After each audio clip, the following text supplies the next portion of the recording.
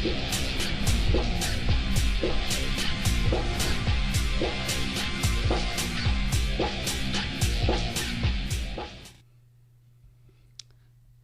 welcome everyone to Amateur Radio Roundtable.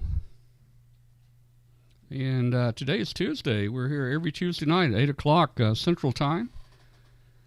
And it's February the 16th. We got a good show lined up for you tonight. I hope you enjoy it. First, a couple announcements. We're on WBCQ, shortwave, International Shortwave Station, WBCQ, during our show. That's a very famous station up there. They go by the nickname The Planet, and we're on 5110. I'm not sure. I just sent the audio up. I'm not sure if the transmitter's up yet or not, but we'll see. Would like to invite everybody out there to join our Facebook group at w5kb.com. There's links at the top of our video page where you can join our Facebook group. That's where you'll find out all about what we're doing and, special events and new guests and things like that. If you want to be on our email distribution list, please click the link, join our email, and we'll send you out an email every week telling you what the show's going to be. Let's see, ham radio operators watching. If you can check on 5110 if you want to listen, and give us a signal report. And for you guys maybe listening on shortwave tonight and ran across us as you were tuning the bands, we are also on the internet. We're doing a webcast at w5kub.com. It has video. It's like a TV. And you'll get to see the guest on here tonight. We also have a chat room on that website for you to join. So I'm going to jump into our guest here. Our guest tonight is Rilley Hollingsworth K4zdh. No, ZDH. Yeah. I can't read my own writing, Rilley. I'm sorry. So let me bring Rilley in. There's Rilley. And Rilley is kind of a regular on the show, although Rilley travels a lot and he's a very busy guy. And when he can't make it to our show, occasionally he sends in a audio report that we run on here. But he's back with us tonight, and there's a few questions he may try to answer that were sent into our Ask Rilley segment. But also he's going to talk tonight about the internet and how the internet's starting to become part of ham radio. So Rilley, what have you been doing the last couple of weeks, man? Well, it's just the usual stuff. We've had some very interesting weather here, all kinds of weather, a lot of snow, a lot of rain and ice, fog, everything else. But it's been kind of fun. If it's going to be cold, I'd like for it to be doing something dramatic, so it doesn't really bother me. But I was getting some things out of the basement tonight, and I want to show you something I found. Can you see this? Oh man, I love it. I love it. I didn't realize I had this down here, but the smallest tube is a microwave, military tube for microwave. The middle one's a 4-400A. Yeah. The big one is a Westinghouse 833A, which was on my first novice rig. Oh, working now for the FCC and having that tube in a novice rig, I don't know how you got that job, Rilley. Just kidding. I wanted to talk to you all tonight about the internet, and I'd like for you to step back and just put things in perspective. About 10 or 15 years ago, questions started rising about amateur radio and the internet, and there were questions as to whether amateur radio would be obsolete or be made obsolete by the internet. And I think we've answered those questions pretty well. We've very effectively blended with the internet. Amateur radio programs, training and otherwise, are on YouTube and all over the internet. And the internet has enhanced and not threatened amateur radio. And we're even on TV programs such as Last Man Standing. As a matter of fact, I think amateur radio operators invented social networking when you think about it. And we certainly utilized the very first digital communications method, CW. And amateur radio thrives in times of change and adventure and challenge. And as they say, adventure may be dangerous, but routine is certainly stagnating. Now, my point is here that we will be tested, and this will be our chance to help amateur radio as much as all of those who led us to the ARRL Centennial Celebration several years ago in Hartford. And I don't know how many of you have this timeline. This was passed out at the Hartford. By the way, you can see I let my make-off person have the night off. My makeup person is off tonight. So you're doing good. You're looking pretty good there. This is a story of amateur radio from 1831 to 2012. And I think our goal should be when there's a bicentennial for amateur radio, a lot of us won't be here. I plan to be here. But when we have the bicentennial, that it should be just as interesting and exciting when they do the timeline for that as the timeline for what they passed out in Hartford. But it starts with Faraday, goes right on through the licenses exceeding 700,000 in amateur radio. And it's the whole history there in about 5 or 6 pages. The timeline is very interesting. But at any rate, we'll be tested, and it's up to us to make sure that amateur radio lasts until we get to the bicentennial. And although we blended well with the internet, and it has integrated with amateur radio, unlike everything else in the Internet of Things, amateur radio doesn't depend upon the internet to function. In fact, amateur radio in itself doesn't even need the internet, even with our new technology. And at the average station, if the internet goes down, or I should say when it goes down, with even a modest station, we can talk all over the country and all over the world. And maybe logging might be inconvenient. Maybe we wouldn't see the latest DX spots or watch beacons on a screen, but in fact, we don't even need the internet to function. And to retain our value and relevance to overall communications, we need to keep it that way. Now, here's why amateur radio will be critical to our communications infrastructure. We're starting to see that the soft underbelly of the internet is about as easy a target for hackers as it gets, whether individuals, such as the 16-year-old that hacked our national security system, to the future warfare of countries or groups that seek to bring down what we have militarily or politically. And just in every week in the newspaper, there's something about internet failings. From the Washington Post recently, I saved this article. I wanted to read this to you. Cyber criminals are not the chief threat, they just steal. The chief threats are cyber terrorists and other nations. They seek to weaken our defenses and sow confusion and disorder.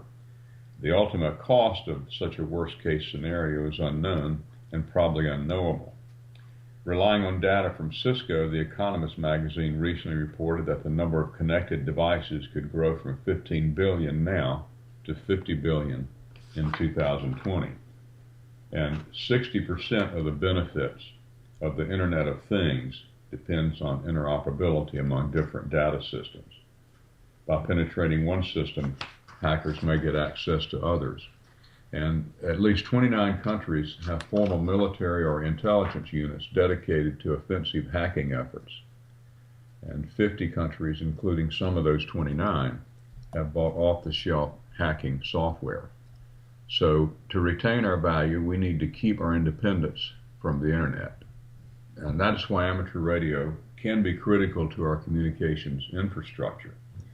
We've already been warned of a cyber Pearl Harbor by numerous people, including former Secretary of Defense Leon Panetta.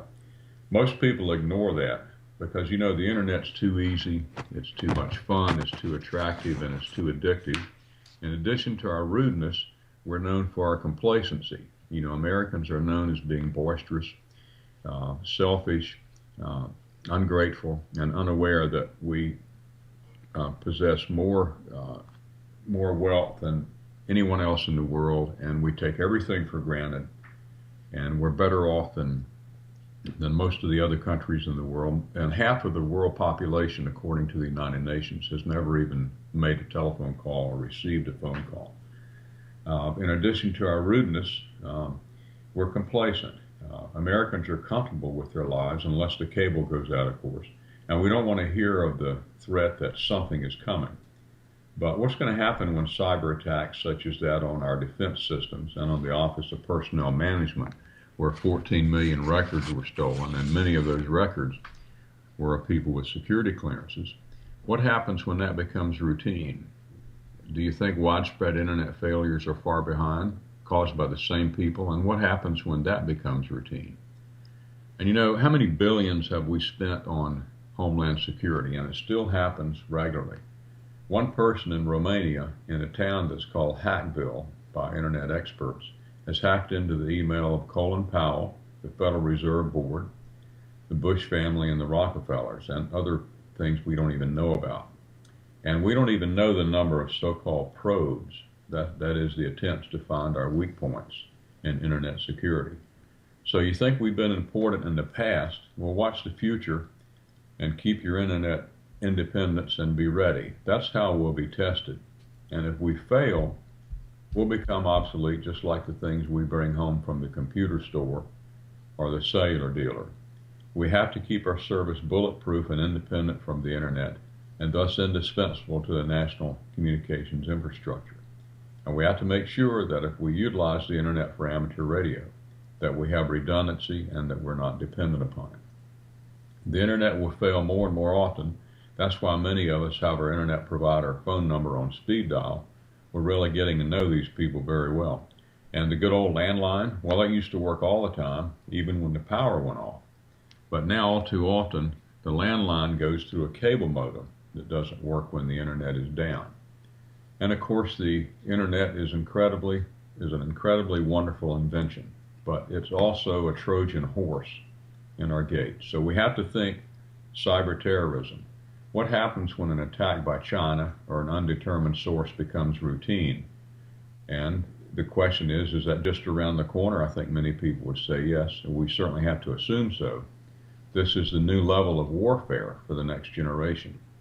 And encryption prevents routine tracking and tracing, as we're able to do now with RF direction finding when it comes to radio interference. We already know that power plants and traffic lights can be brought down. And what else, as every day we become more and more interconnected to the Internet of Things, can be brought down? So we need to get ready. We had a rite of passage after World War II. We ran phone patches for Korean and Vietnam personnel. We linked search parties when the space shuttle exploded over Texas. There was Katrina, Sandy, and other events. But now with the herd mentality and the addiction to all things internet, and you know, we crave the new, even though we know the new is often more trivial than it is essential and is becoming obsolete as we use it. We're setting ourselves up for a disaster only amateur radio can resolve if we keep our independence. Otherwise, we'll be useless too in situations of internet failure or attack. I don't like predictions. After all, it was Bill Gates who said that 640K ought to be enough for anybody. But amateur radio may very well be all we have when things really hit the fan. And I wonder if anyone out there has any safer bets at this time. I sure haven't heard any myself. So we need to stay prepared, stay independent, stay bulletproof, and we may very well find ourselves in a situation that becomes our finest hour. So while amateur radio is intertwined with the internet and we all use it in our stations, it's just very important not to become dependent on it if we want to retain the value of amateur radio to the communications infrastructure. Now, as for a couple of questions that I got, I had mentioned earlier, I guess it was on a show a couple of months ago, in an answer to what is usually a leading question that goes something like this: how much has amateur radio deteriorated now that we don't have to learn the code? And my point was that the code has nothing to do with the quality of operation, we found out. I was very surprised. I had always thought that learning the code and having to pass the code was a filter to filter out those who weren't really serious about amateur radio. But I don't think that's true, because when we reviewed the biggest enforcement problems in the country, when we got back into amateur radio enforcement, we found that all of them had extra or advanced class licenses. So we knew then that the code wasn't a guarantee that the operator would be good. And as Dave Sumner said once, maybe it's not so important what you learn to get into amateur radio as what you learn after you get into it. But I think that was interpreted as my saying that extra class and advanced class operators were the biggest problems in amateur radio. That wasn't what I meant to say. What I meant was when you look at that time, the 10 worst cases in the United States, they were all extra class and advanced licenses, and not one of those had not had to learn the code. So the new operators are very good. They're serious, and the code has not been a filter, as a lot of people thought that it had been all those years. And I think there seems to be an increasing interest in code, and it may be that code was like high school, when the best way to ruin a good book was to put it on the required reading list. But more and more people are getting interested in code, and certainly when you ask the people that make the keys and the keyers and all the little electronic devices that enhance the CW, they say that business is very good and hasn't dropped off any at all. So I would like to just clarify that question. I was answering that question in terms of the leading question as to how much has amateur radio deteriorated now that we don't have to learn the code, and the answer is it has not deteriorated at all for any reason related to the code. Another question was, why does it take so long to see enforcement actions? And you have to step back from this too and realize that there's a lot going on that you don't hear about. What you see is the tip of the iceberg, and we have to ask ourselves, do we want the FCC to work first on problems affecting thousands of people or hundreds of people? Lots of times our problems, in fact most of our problems, are from some idiot hiding behind a microphone who would be terrified to say the same things to the people he's talking to face to face. And we know these people, and they know who they are, and we knew them in the 4th grade, and they haven't really changed very much. The FCC will get you when it wants you, and look at the Einsteins who let a hobby lead to a fine of in excess of $20,000. There's the California case. There's KZ8O, I think, in Michigan. It sounds like a Saturday Night Live skit. I mean, how can you take a hobby like that, or a hobby service, and turn it into a situation where you're dealing with a $20,000 or $20,000+ fine for the next few years of your life? If it wasn't sad, it would be hysterically funny, but it is rather pathetic. But there's a lot going on in enforcement. It is a little slower than it used to be because the FCC is dealing with bigger things now and more things, whether it's fraud in the Universal Service Fund. There are frauds in that fund in the multi-millions of dollars, and they have to allocate resources just like everyone else.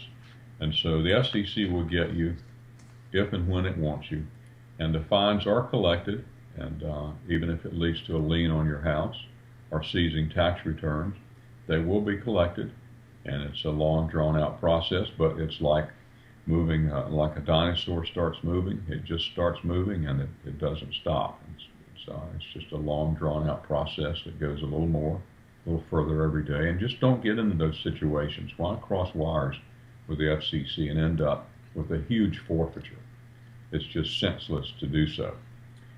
That's all I have for this evening, and I'll look forward to getting some more questions, and those that I don't answer on the air here, I'll certainly answer by return email. Yeah, there was one question that came up in the chat room. Now, he said, why can't a CB be modified for 10 meters?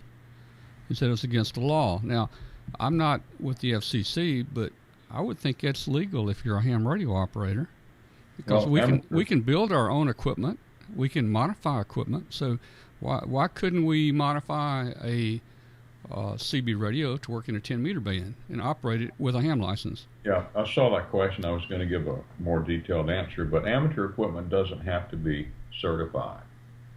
So you could do that.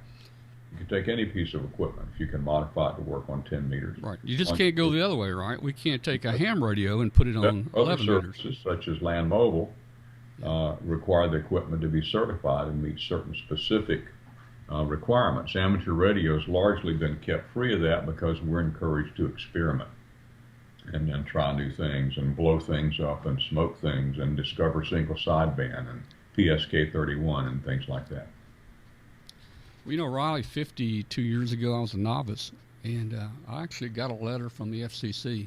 I think I was 16 years old, and oh man, I got one of those nasty letters from the FCC. I was, you know, like I was crystal controlled, but I was too close to the band edge, and I had to answer in triplicate copy back to the FCC, and I imagine that was done on an old typewriter, and you know, with the, what do you call it?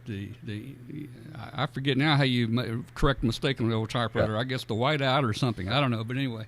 And you had the carbon sheets. Oh yeah, the carbon sheets. So yeah, I had to send a letter in triplicate back to the FCC. I must have done okay. They never came back and got me.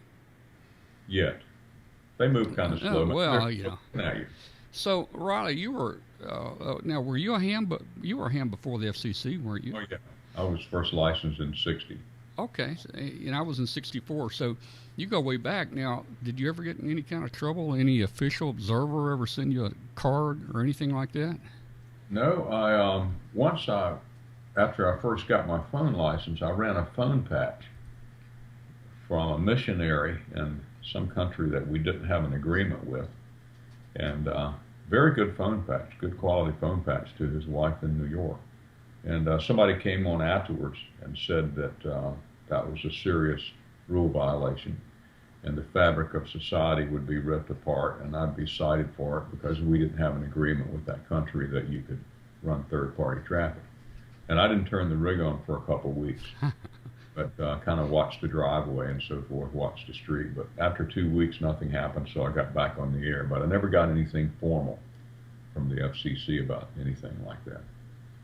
Yeah, let's see. Another question came in. Is it possible to make an example of one person who is caught with such acts and have the person serve an extensive time in jail or prison? Well, we've got several amateur operators in prison. There's some in California. There was one in Florida. But that's usually for unlicensed operation. And we had one character in California who was given a prison sentence for unlicensed operation and interference to maritime communications. He was let out when they were letting out some people on good behavior to reduce prison overcrowding. He came home and the next day did the same thing, and when the FCC came into his apartment, he had the equipment on in the closet, still warm, and he went back to prison. I mean, we have some people that, I think it was Bill Cross used to tell me that hydrogen and stupidity are the two most common elements of the universe, and you'll see that in some of those cases. But you've got to be pretty stupid to end up in jail over amateur radio. But I personally know of 6 or 8 cases where that's happened. Okay. But it's not the general rule. I mean, we have to keep in mind it is radio communications. It's not physical harm. It's not assault and battery and so forth. It's radio communications. And a lot of times we can just turn the big dial and get away from these idiots. So here's another question. Is it? What we found is we found over a course of years that you cannot regulate stupidity, and you can't even think of good rules to approach stupidity. It's just the way society is, and we want amateur radio to be a cross-section of society. Now, we talked before. Didn't your granddad or somebody have a special saying about stupid? Do you recall anything about that? Yeah, I can't think of what it is right now. I thought it was very interesting when you told me that, but I understand how you might. It was something about you don't know you're stupid or something. And you know. Oh, he was saying, he said that dead people probably don't know they're dead, and stupid people probably don't know they're stupid, and you just have to accept it. Yeah. Okay. All right. Here's one. Is it legal to use a Ranger 2950? That's an import radio on 10 meters by a legal ham. I'm not familiar with that. So let me just preface I didn't see that question on the one. You know, again, we can build our own equipment, we can modify our own equipment, so I would think you could operate it. Now, it may be illegal for those people to come in and sell it somehow. I don't know, you know, but I don't think it'd be illegal for a ham to get a hold of one and modify it and put it on the air. Well, it's different what you can advertise and sell. Mm-hmm. Versus what you can get inside, tear up, and modify and put it on the air. And we're encouraged to experiment, as I said, and our equipment doesn't have to be certified to operate in the amateur bands, unlike marine equipment, public safety, emergency equipment, land mobile equipment, and so forth. But I'm not familiar with that particular unit. But generally, we can modify about anything we want to and put it on the air as long as it meets our, the emission requirements and standards. We can't interfere with everything in the neighborhood. We have to stay within our own standards, but they're very liberal. Yeah, we got some bad hams out there. Here's the question: what about the hams who make death threats to state police and other hams over the air? I mean, that sounds like that's against the law and not even in ham radio. But well, that's up to the yeah. local jurisdiction, and usually the person making a death threat over amateur radio, it would be terrified to do that in person. But they have to hide behind the microphone. It's some kind of symbol that gives them anonymity. And usually the most boisterous and mean-sounding guy is the smallest, puniest looking guy you can imagine behind the microphone.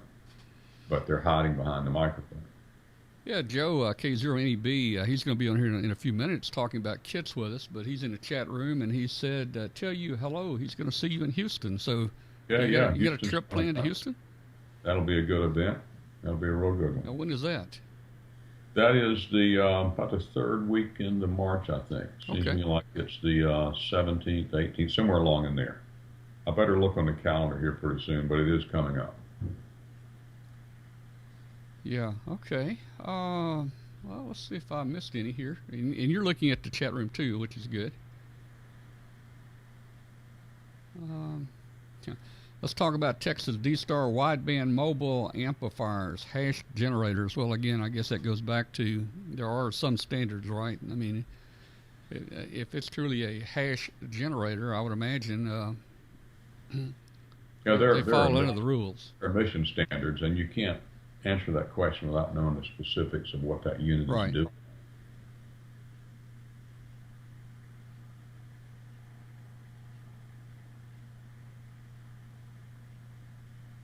Okay. Do manufacturer labels have to be removed from modified equipment? Now, I guess that's like the old mattress in the bed, right? You're not supposed to tear the label off. Can a ham remove the labels off of his radio? I'm guessing he can. I don't know. I'd have to know specifics. Yeah. The label fell off of my amplifier the other day. I kept the label. I guess I should put it back on, but I don't think it's a matter of critical national importance yet. Well, you gotta watch the labels.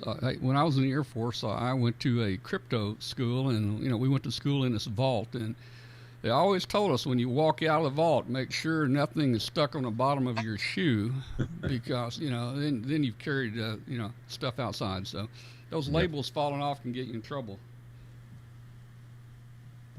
Okay. Whoever sent that question in, if they want to give me the specifics, I'll get it to somebody who handles our certification issues and works with Part 15. Yeah, KZ80 says he will continue to operate his station after his license expires in 2 weeks. Well, it gets back to what I said, that the two most common elements of the universe are stupidity and hydrogen. And you can't write rules for stupidity. And that's about the most that can be said about that. If he wants to do that, that's his choice, as long as he's got a checkbook and is willing to. I would say he's asking for it, and like you say, it might be a little slow in coming, but the FCC will.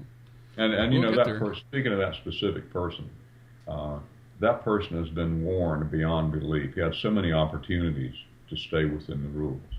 I know I warned him too many times myself in letters. And, there's nothing you can do about that. It's a part of society. We have people that get in the, what is that called at the end of every year? They get the Charles Darwin Awards. You see on the internet. Yeah. I don't know what it's called. We have the same thing in amateur radio. Yeah. Well, I imagine they'll eventually get around to him, and just like we've talked, there's been. He's got a huge fine. I think that's the one that has over a $20,000 fine. Yeah. Well, and of course, a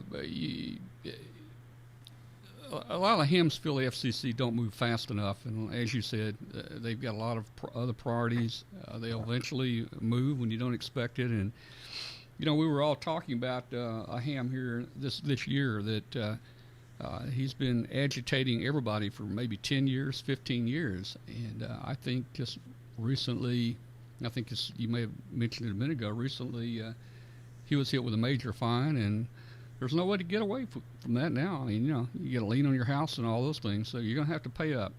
Well, it's something you got to deal with for the next 5 or 10 years, and if that's all you have to do, that's fine. But most people have better things to do than to get into those situations. They have a life and outside interest and friends and so forth, and they're not a recluse who hides behind the microphone every night. Most people, anyway. Yeah, why make a rule that can't be enforced because no one will know if one transmits on 11 meters with a ham radio? I don't know. I don't know. I don't know. You know, I've had many conversations with rule writers, and the other aspect of rule writing is how are you going to enforce it, and how many people do you have enforcing it? I guess if the situation is this, and in fact, I had this. The reason amateur radio works so well, we have absolutely minimal rules. Yeah. Considering the vast power privileges and frequency privileges we have, we can do nets, we can do PSK31, we can do contests, talk all over the world, and a very small body of rules. And that's because most people have common sense enough to adhere to and honor the unenforceable. And that's why the system works. And you see it, you can see an example of this leaving a big athletic event.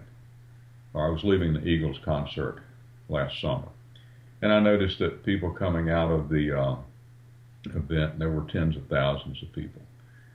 Each car would stop and let the car to the side out, and then that car would let somebody else out. Now, you don't have to do that. You certainly have a right to go straight through, but if everybody works together a little bit, everybody gets home earlier. And there are some people who just don't get that point. And, you have dumb plumbers, you have dumb lawyers, dumb politicians, and you certainly have dumb amateur operators. I mean, we're not immune from that, and we want to be a cross-section of society, and that's just the price that we pay for that. But you could have 1,000 people working just to enforce the rules, and you're never going to eliminate people like that. There's always a certain percentage that it's the same type of person that will win a lottery and bitch about how it's paid out. You know, I wanted the $10,000 every 2 weeks, not $10,000, not $20,000 once a month. What kind of deal is this? You have some people that are just that way, and it's just the way they're wired. Okay. Well, Riley, I think it was interesting tonight, your talk about the internet and how I guess we better not put all of our eggs in the same basket there, because like you say, someday that thing's going to go down, and we're going to have to communicate. You know, all this D-Star stuff today and Fusion and I guess DMR, they all communicate, from city to city over the internet. So I guess you still can't beat having a little bit of HF communications in there when you get these disasters. Well, we've got to have a system that works when the internet comes down, when the central office goes haywire and so forth. Otherwise, we don't really provide any value added to the national communications infrastructure. It's just something to do for a pastime. But amateur radio has always been more than that, and the public has depended on that. And I think now more than ever, we have a chance to be the foundation of communications that isn't affected by these internet glitches and deliberate internet takedowns and so forth.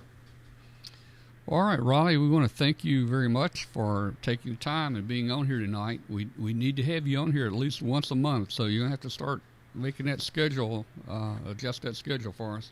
All right, I'll talk to you about it. All right, very good. And, the best I can do right now is double the pay that we're giving you right now, if that will help you to make a decision here. Have the second Rolling Rock since you've doubled my pay. All right.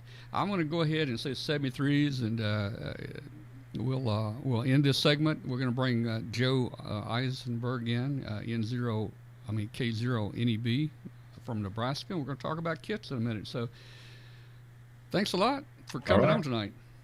I will see you later. And let me just say, if anybody has questions, we have an email address set up. It's called askriley@w5kub.com, and Riley will get to answering those questions. And there's a number of questions where Riley will actually call you back on the telephone that they're not answered on the air, but it'd be a good chance to talk to Riley. So send us in your questions to askriley@w5kub.com.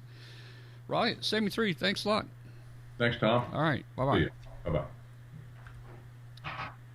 Okay, that was Rilley Hollingsworth K4zdh. Yeah, I got it right that time. Oh, man. Okay, let me see if I can get Joe in here. I'm going to have to cut Riley off and put Joe on. So, Riley, we'll see you later. And let's see. Let me call Joe. We'll get Joe in here. Joe, answer your phone.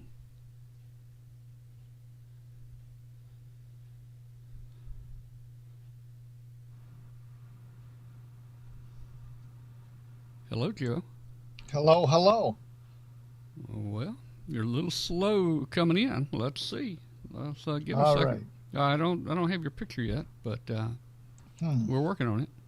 That's interesting because I did click the camera. We'll try it again. Well, let's see. Oh, no. Oh. Now I got a blue screen. Tell you what I'm going to do, Joe. Let me call you right back.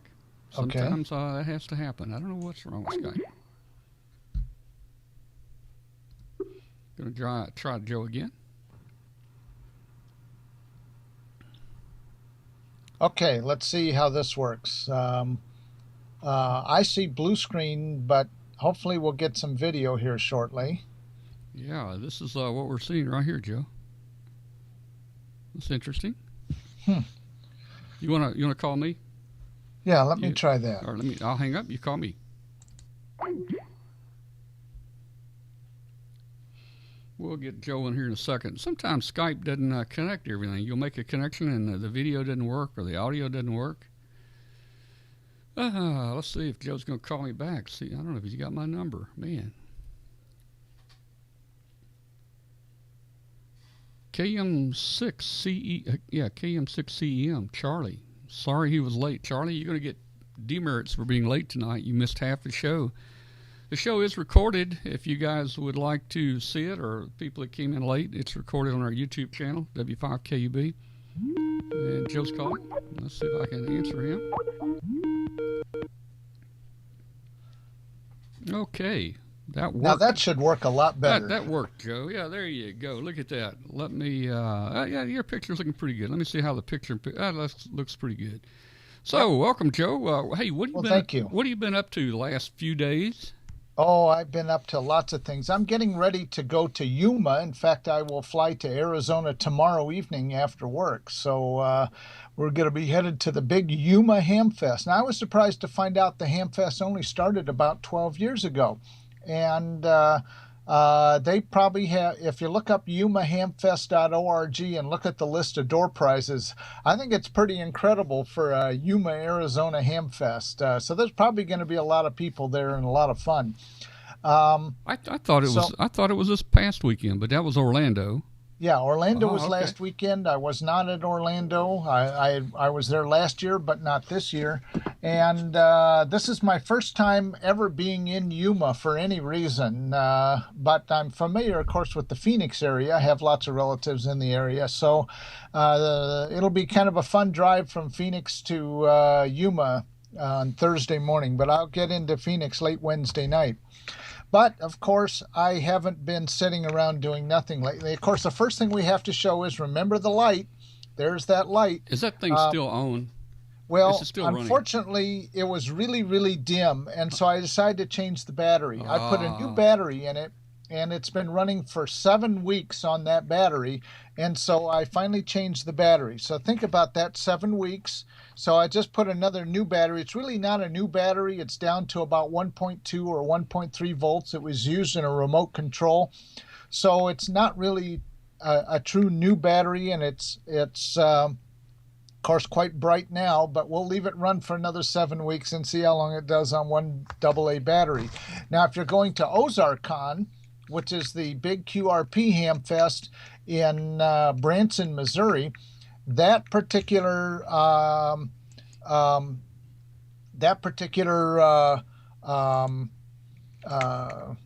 kit is going to be our build-a-thon kit. And if you look at how simple it really is, it's not going to take long. I would bet, now you can look there, that's the most of the connections on that board. I'm saying that even a new builder can be done in about 15-20 minutes, half an hour at the most. So we're going to get a lot of people done pretty quickly when we do that. So it's going to be a fun time, and all in all, a neat little build, and it's great for field day. You can just hang it from there. It's got a hole there. You can hang it from your tent or in your trailer or something, and light up your log sheet or whatever you want to do. What's that say on the side? Look like a digital readout or something, LEDs or something, or is it just a tag? It tells you what it is. No, the other side. The other side. Okay, right there. Yeah. It's printed. Oh, okay. I got you. etow.org, which is Ears to Our World, which is who puts that out. Okay. But it's the same designer, NM0S, David Kripe from Cedar Rapids, who is a RF design engineer for Rockwell Collins, designed this circuit and laid out the board.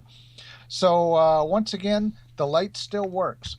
So let's see. I think I was working on the Altoids kit. This is the Fox 3, and this is a 40-meter CW transceiver. And let me see if we can get that a little sharper. There we go. And yes, I did wind all those toroids myself. Let's see if we can get a little closer on the toroids. Don't know if my camera wants to focus. It was focused once. Yeah, it's focused there. There we go. That's a good picture. There we go. And it's a cute little kit. It's got a jack for your power and your key and your headset and the RF, and a little trimmer capacitor to adjust the frequency, and it's got pots to adjust the side tone level, the frequency offset between transmit and receive, and of course the audio volume. Pretty neat little kit, and it comes from England, but you can get it from Kanga US. Guy in Ohio does sell those. If he doesn't have them, then you have to order them from the UK. Now, how many of you guys out there are probably familiar with subscription boxes? My son gets one every month called the Loot Crate. And Loot Crate is something that has a lot of pop culture stuff. It'll have little doodads from different TV shows, movies, music, comics, all sorts of pop culture stuff. And it sells for about $16 a month. And generally, the value of the stuff in there far exceeds the $16 you pay for it. The thing is that you're buying it sight unseen. You don't know what's going to be in your monthly box. Well, that concept has spread to things like women's makeup and cosmetics and pet toys, and you name it. There are subscription boxes, hundreds and hundreds of these things, and you subscribe to them just like a magazine. As you know, I write for a magazine, so I'm familiar with that concept. So somebody came up with one for people who like to make stuff. Now let me see if this will show up. Hopefully that shows up. Yeah. And there it is, Hacker Boxes. Okay, and you get that at hackerboxes.com, of course. And this says the subscription box for DIY electronics. Okay, and I got a sample of one of these things so I could write about it for the magazine. And all it comes with is a slip of paper that tells you what's in the box, and then all the different items. Now, I'll give you kind of an inventory of what's in this box. And by the way, this box subscribes for $44 a month. And you say, well, that's quite a bit of money, but wait till you hear what this $44 box came with. Let's see. We'll start off here with the theme of this is satellite communications. So a compass, okay, a neat little compass.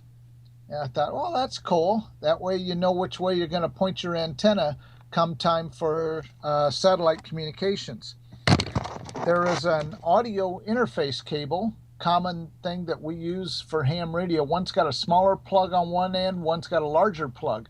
And the reason they did it that way is because of the different kinds of plugs in the mic and the speaker of your radio. And then you can cut this thing and you can solder the ends of each one to an interface board that you can make. And I say an interface board that you can make, well, yes, this thing comes with a proto board, which you and I are familiar with from the Radio Shack days. They still make these things. There are parts on this thing.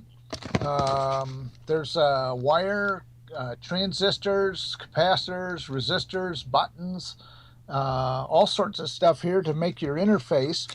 And then there's diagrams and stuff you can download online. And if you want to make a little more sophisticated interface between your handheld and your computer and so forth to do the sound card modes, well, of course, here is, and let's see if that shows up decent or not. It does. This is an Arduino Nano. Mm-hmm. This is an Arduino Nano kit. All you got to do is solder the little pins on either side. That is an Arduino Nano. And then, of course, you could stick that on the proto board if you want. So I thought, well, that's a pretty good value. And, of course, they have little stickers. Of course, hackerboxes.com came with stickers. But the main content of the box was this. And this is the Baofeng UV5RA. Common handheld. A lot of guys have these things. So for what they want you to do is to use all this stuff to make an interface that it can copy CW, send CW.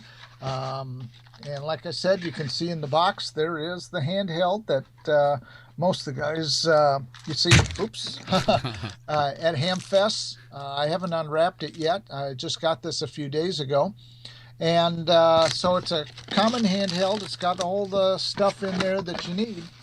And what's cool about this is if you follow their instructions, you can make an interface and you can have it read CW and with the Arduino and display that. And you can copy the CW telemetry that comes off the satellites. There's just all sorts of neat things you can do with this. So that's Hacker Boxes. And like I said, for $44, when you add up all the stuff that was in this, you know, the handheld. I mean, the handheld alone, I see at most hamfest sells for about $40-45. I don't know. I think the Arduino Nano is what, about $30, something like that, $20, somewhere's in that range.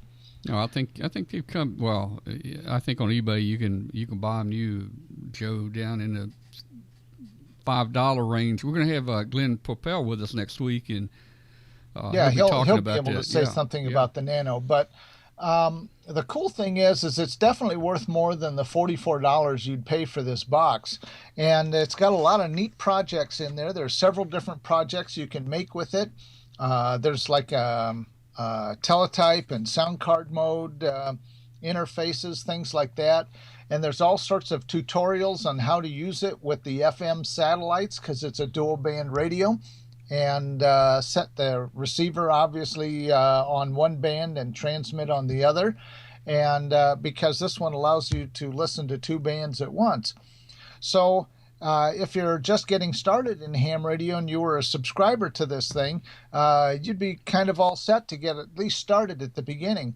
And they're going to have some HF stuff as well coming out soon and lots of other radio related stuff. In fact, one of their boxes already had a whole ton of stuff, including a multimeter, LCD multimeter, and one of those RTLSDR dongles, things like that, and well worth the $44.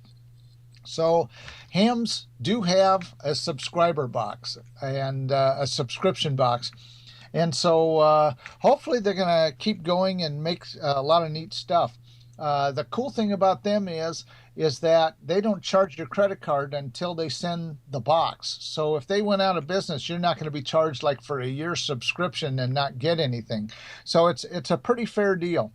Finally, let's see what we got here.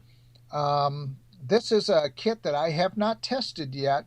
I put it together on Saturday at the HBQRP meeting. And the HBQRP is a group of hams that like QRP and like kit building. And we meet every month, sometimes a couple times a month, in Ashland, Nebraska, which is between Lincoln and Omaha.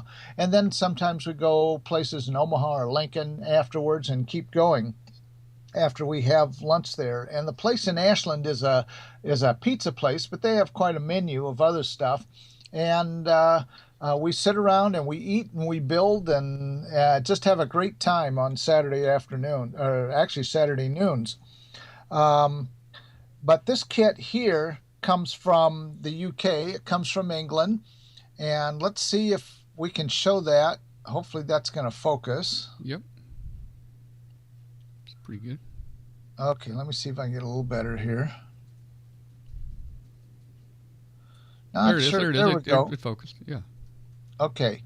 This is entirely surface mount, except for the three big items: the jack, the pot, and the BNC connector.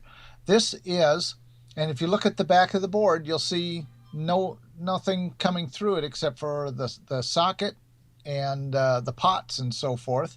This is designed to plug onto a Raspberry Pi and use the Raspberry Pi as kind of a DDS or a VFO using special software. And what it is it's a direct conversion receiver, a very simple direct conversion receiver.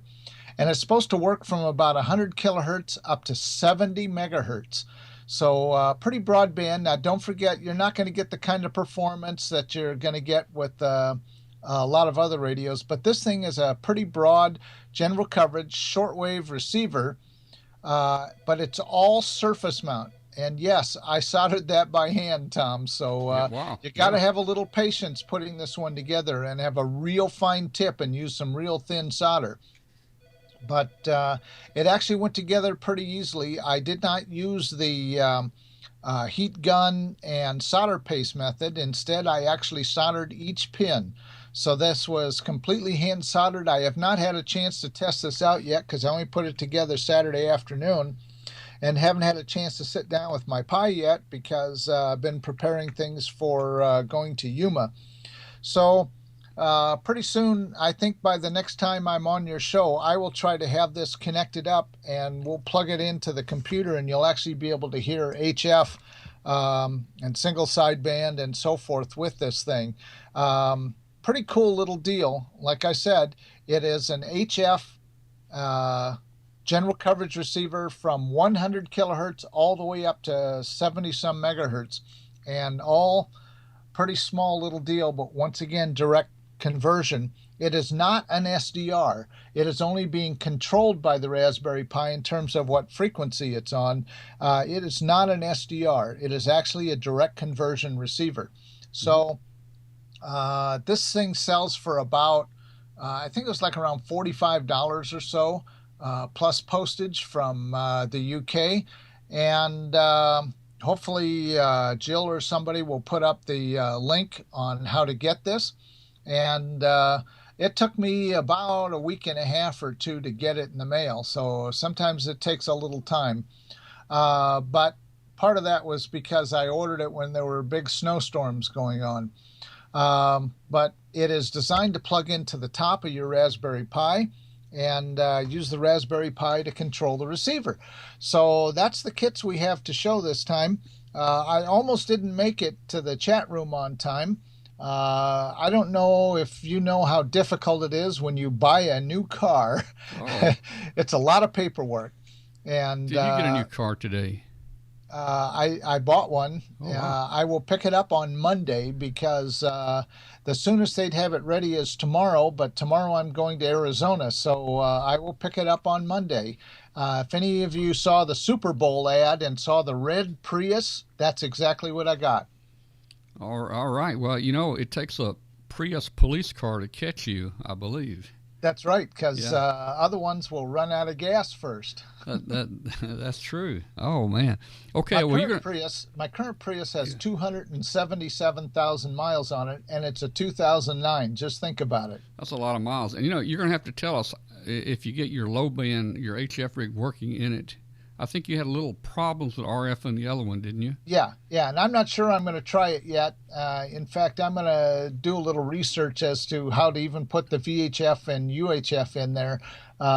So temporarily, the 2-meter and 440 is probably going to be hooked to the cigarette lighter plug with a magnetic antenna on the roof when I need it. Oh, yeah.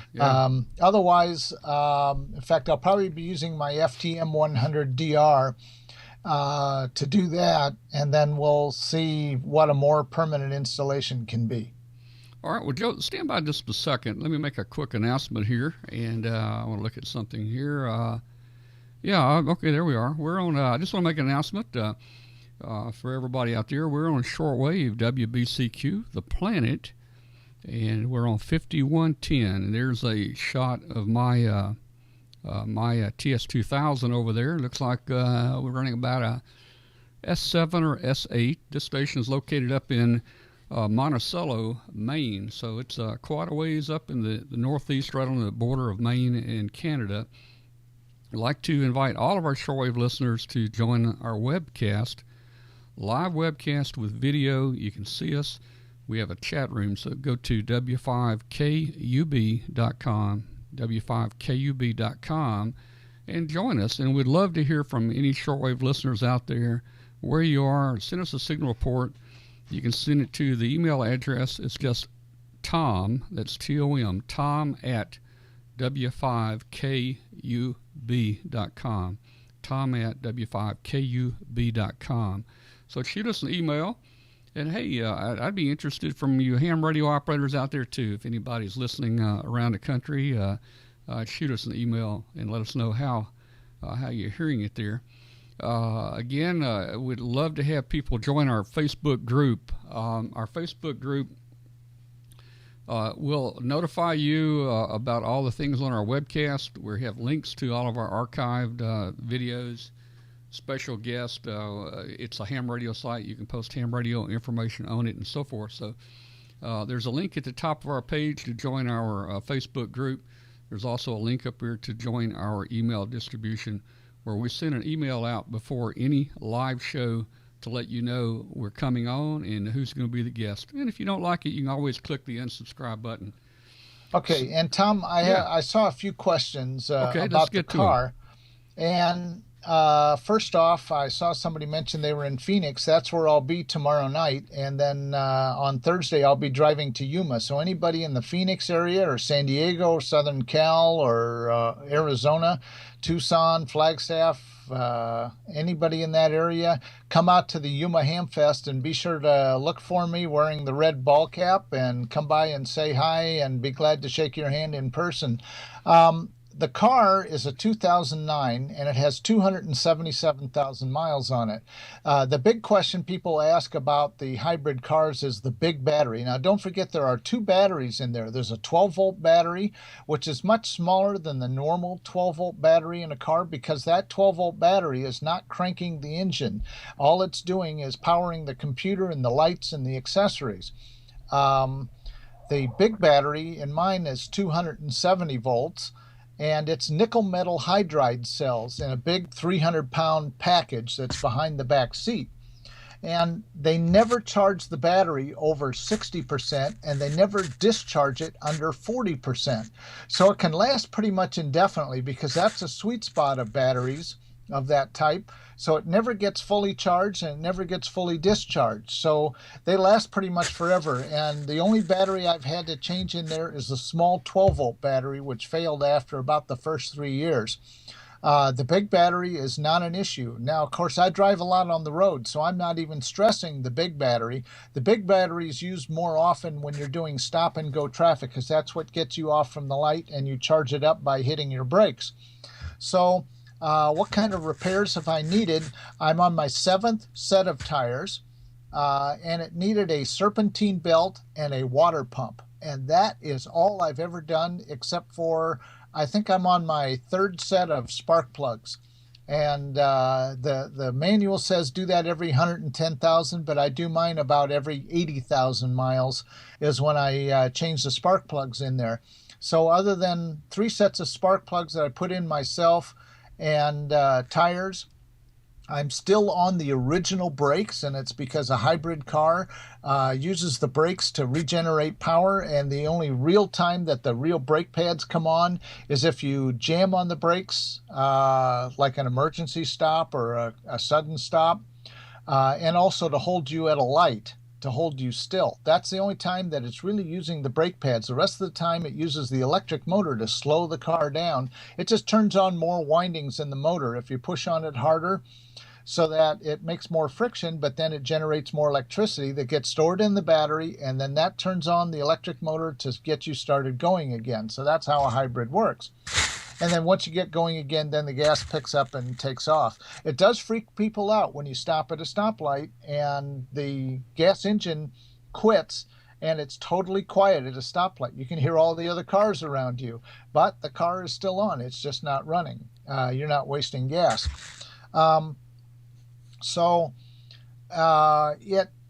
It's amazing. It has been the most reliable car I've ever owned, and so I decided after 277,000 miles on it, it's time for another one, Tom.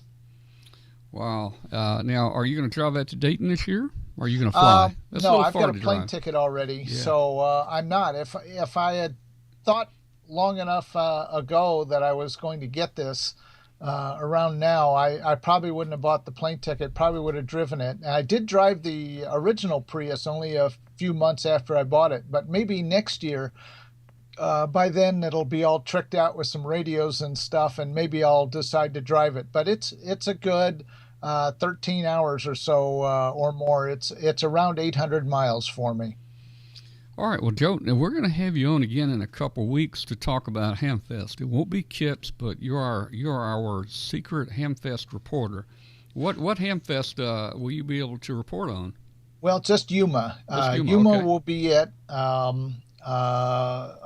It depends on when I'm on, because on March 5th, there's a small local hamfest. It's just north of Council Bluffs, Iowa, in a little town called McClellan, and it's run by the Southwest Iowa Amateur Radio Club, which is headquartered in Council Bluffs, which is just east of Omaha. So it only takes me just a little over an hour to get to this hamfest from my house. So it depends on when you have me on, but I'll definitely have lots of cactus pictures from Arizona come next time I'm on. And it depends, like I said, on when you have me on next will be if we get McClellan in there, all right? Okay, so if we get McClellan in, that'll be an added plus to it. And it's interesting to see, the different hamfests. You go to a lot every year.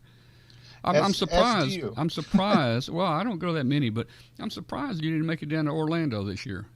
Yeah, and it was the ARL National, and I decided not to because I only have so much time off from work, and I already obligated to Yuma quite a while before, and so I decided that I'd skip Orlando and go to Yuma this time. All right. Well, we've got some friends. You'll be seeing, I think you have dinner with them one night, the IOOK. That stands for the International Order of the Crazies.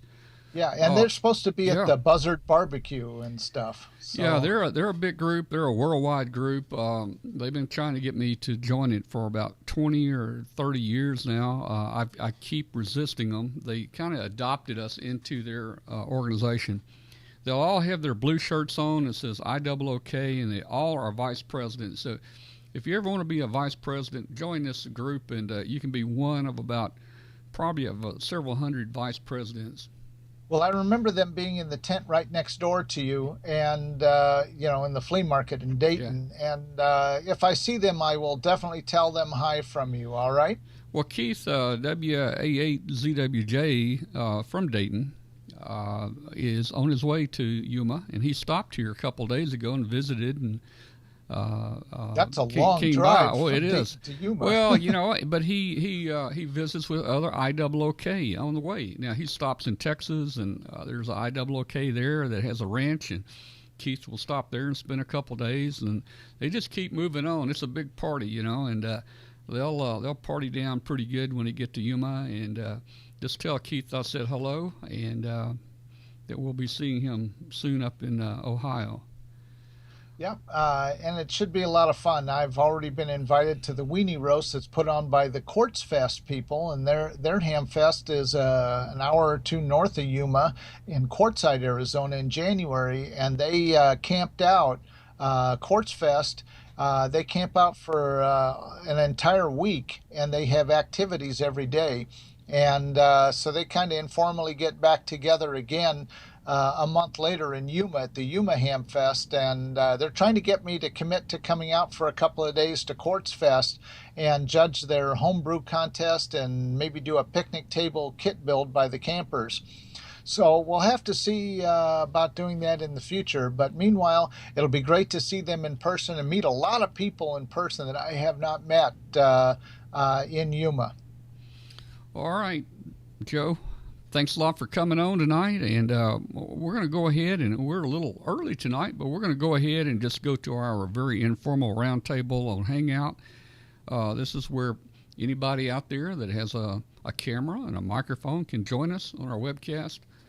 We leave the webcast rolling. Yeah, go ahead. And by the way, in Yuma, I will be speaking on Friday afternoon. I'll be in the last set of seminars between 3:40 and 4:40 in the afternoon. I won't be in any booth or anything like that, but like I said, I will be speaking on Friday, and the rest of the weekend I will be wandering around and enjoying the fest. Well, and you better be taking pictures, too, because we want a visual report when you come back. You bet. I'll have plenty of pictures. All right. Thanks very much, Joe. And join us on Hangout if you got time tonight. We always have an interesting group on Hangout. The webcast will stay on. And again, all the webcasts are archived on the W5KUB channel on YouTube. So 73, Joe. Thanks a lot for coming in tonight. And all right. Glad to join up again. All right. Very good. Thanks.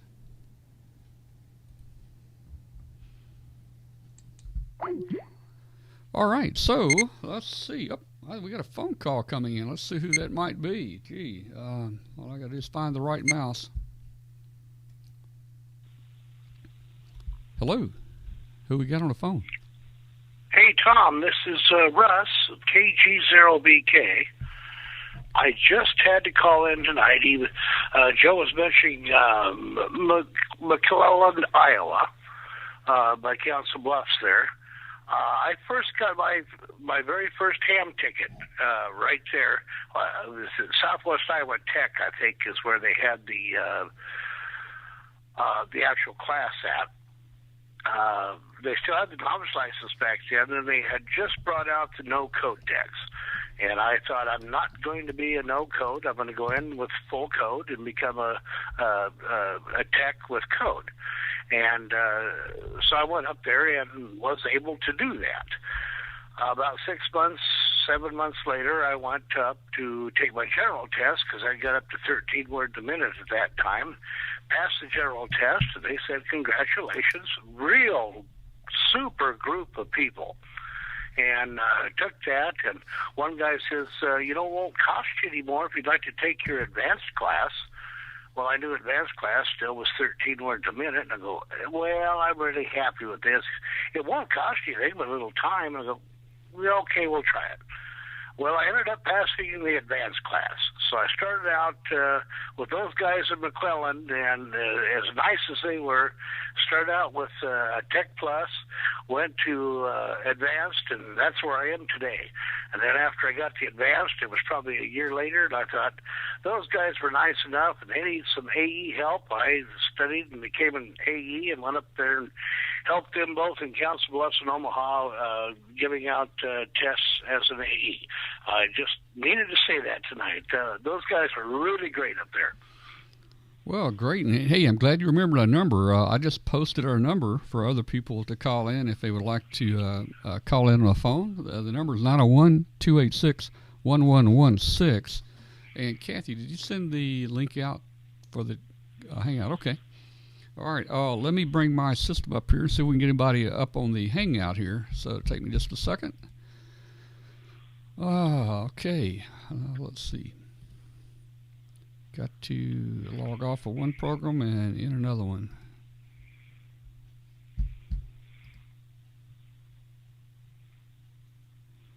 Almost there. So Russ, hey, what's the weather up there where you are now? You guys about to get to summertime?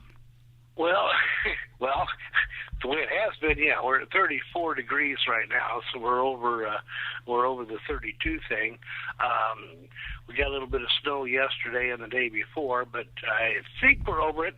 They're talking maybe lower 50s by the weekend, so hopefully we're going to see some springs come around somewhere, and hopefully the HF bands will get better now that the weather's starting to change a little bit, so we can have some fun with that too. Okay, great. Well, we got a couple guys here and hang out. I see Jeff there.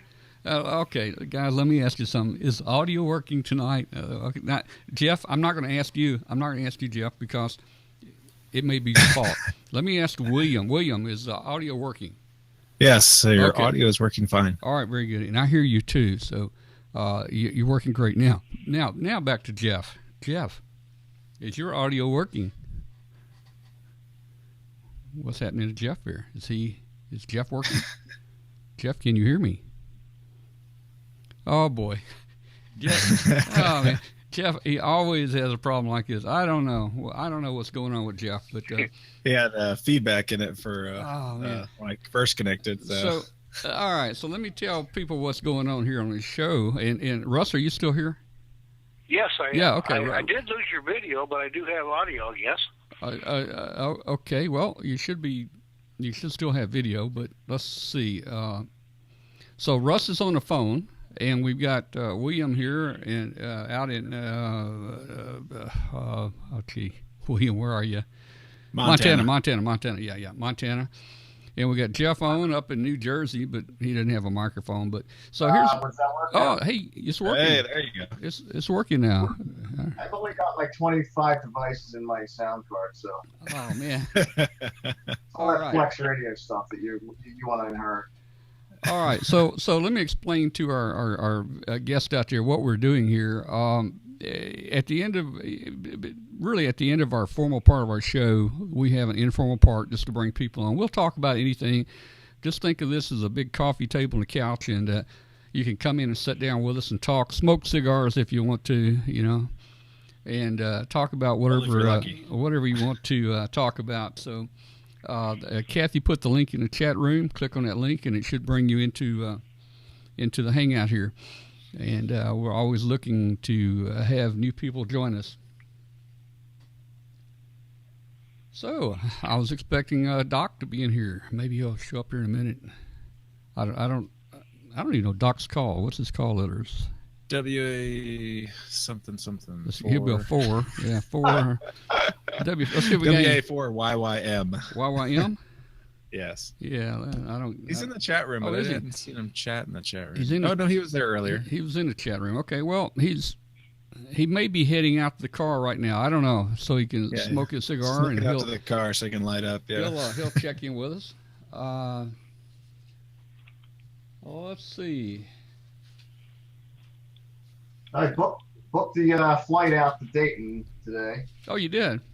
Yep. What's a ticket from New Jersey to Dayton cost nowadays? About $300. Round trip? Yeah. Okay. Well, I'm trying to think. There we go. Well, we got some more people coming in. That's what's his name? Yeah, Mike. Yeah, Mike. Oh man, I've got to. Why does Hangout keep changing me to a beta version, and it keeps taking the names off? The names are really helpful here when you get my age, really. Thank you. All right. So, Mike, you're up in the Michigan. So you're up in the right, man. up in the UP. Yeah. So what's it like up there, man? Well, this past weekend it was. Boy, I might fuzzy in this. I got to get my phone. But we're about 24 degrees right now. It was below zero this weekend. We had a big dog sled race up here this weekend. Involved about 50 hams, and that way. So, but it was bitter cold. But right now it's a balmy 24. Oh, okay. All right. So it's warming up a little bit then. Yeah. Okay. I'm looking. It looks like here in the Memphis area. I'm hearing WBCQ about a S7, S8 here. You know, it's interesting. These shortwave stations and the path. You know, this thing has a directional antenna, and a lot of the mid states are in that path. It's actually aimed toward Mexico and out that direction, and there's actually some states where it doesn't even show any signal coverage at all on this channel. So it's kind of funny the way propagation works, you know. You know, it's funny. Excuse me. You know, it's funny, Tom. This is Russ. He goes down from Maine through Arizona, which goes, well, it doesn't go directly through Iowa, but we're close. And there's times that station comes in real well, and other times you can't even hardly tell it's there. It's really funny. Yeah, and you know, I guess when the season changes too, winter to summer, that's definitely going to change where it goes. And we got a guy in Costa Rica that says he listens to it every time, and he says it comes in fine in Costa Rica. But I saw a report earlier, a guy in Atlanta says he hears nothing. So that's just the way it is, you know. Well, I've got my son lives over in Dyersville, Iowa, which is probably 20 miles from me. And the funny thing is, he'll hear or can at least tell the station's there when I can't even tell the station's there. And if I'm receiving it real well, he can't hear it at all. And if he receives it real well, I can just barely tell the station's there. And we're 20 miles apart. So it's really funny how the propagation works. Oh, yeah, it is, yeah. Well, I'm glad we got Rilley on again tonight. He's been traveling and out and unable to make it. We had hoped to have Rilley on like every other week, but his schedule is just so packed that it's hard to get him in here. So I offered to double his pay tonight, so I think we're going to start seeing Rilley a little bit more often now. I was trying to hook up a webcam this week, and I can't get the quite right software for it. I guess I went up to Windows 10, and the webcam says, no, we don't have software for that. So I might have to upgrade the software. But I did lose the video, though, on everybody. I'm in the chat room. I just asked if somebody could see my text, and Della typed back and says, yeah, I see your text. So we're there for text, but... So let's think about this a minute. You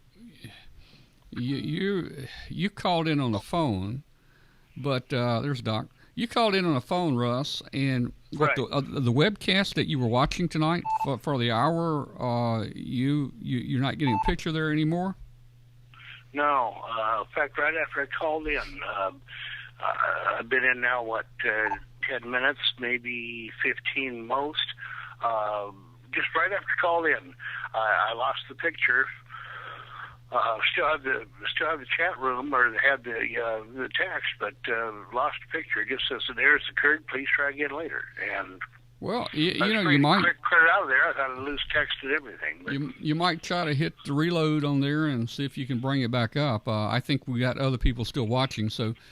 I'm still on the phone, I guess, so it won't make any difference on the web, will it? No, it won't. You know, one of the things I just wanted to comment on, you know, I am so glad that we changed our video provider from Ustream. Used to think Ustream was pretty good, but we had a lot of people always complaining every single night, complaining that, you know, oh, it's buffering, I'm not going to watch this, I'm gone, you know, that type thing. And, you know, the interesting thing was when they would complain, other people would say, well, it's been on solid here the whole hour. We haven't lost it at all. But anyway, we were still getting a lot of people that complained like that. And when we went over to YouTube, when we switched to YouTube, I haven't heard a single person complain like that, like we used to get. I mean, there may be one guy occasionally says he's got a buffer, but that could be his connection. But all that stopped, and I think the show has been much more stable now and solid. And the nice thing about it is it's recording automatically. It's recording our webcast right this minute. When I was on Ustream, I had to download it. I had to convert it. Then I had to try to edit it. Then I had to try to upload it to YouTube. And these files are like 2 gigs, 3 gigs each. The nice thing about the YouTube live is it's actually archiving the show right now. And when this show is over, that video is ready for people to watch, and it's up there on our channel. I went to. Well, this is probably my 6th or 7th show I've watched. Never had any problems until just right at the end of the night. And I just reloaded, and I see video. Everything's fine now. Yeah, good. And signed back in the chat room. But so it's going to be on my end. But I've never had any lagging or anything, even with the other server. All right, I'm getting some noise back off Skype. Let's see. Doc, I think it's you. Maybe it's not you. Let's see who it is. How you doing the videos, Tom? Is that through Skype also? Yeah, they're coming on Skype, but we got some problems. We got a lot of noise here on Skype right now. Somebody, let me. I'm gonna mute some people. See if I can clear it up. So I'm gonna mute. There. Well, let's see. Well, it may be my computer. I don't know. I can't even mute. I can't mute people anymore. So here's what I'm going to do, guys. I'm going to hang up and I'm going to call you right back. Okay? So everybody, don't go away.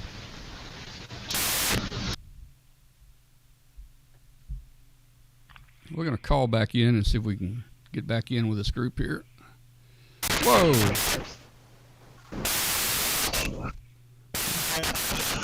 Wow. What noise? Did y'all hear that? Not now. No, not hearing it now. Yeah, it went away. It cleared up. Maybe the defective part went ahead and burned out. I see smoke. Yeah. Oh, that's done. That's done. Never mind. Yeah, it was, I don't know. I'm soldering. Yeah. All right, Jerry, W8RQM wants to know, hey, Mike, what city are you in? Really at the end of our formal part of our show. Okay. That's Jerry, right? Jerry came in. Yes. Jerry, mute your webcast audio. I think it started when you came in. All right. Should be muted now. All right, let's see. Or turn the webcast audio down on the W5KUB screen. Hold on.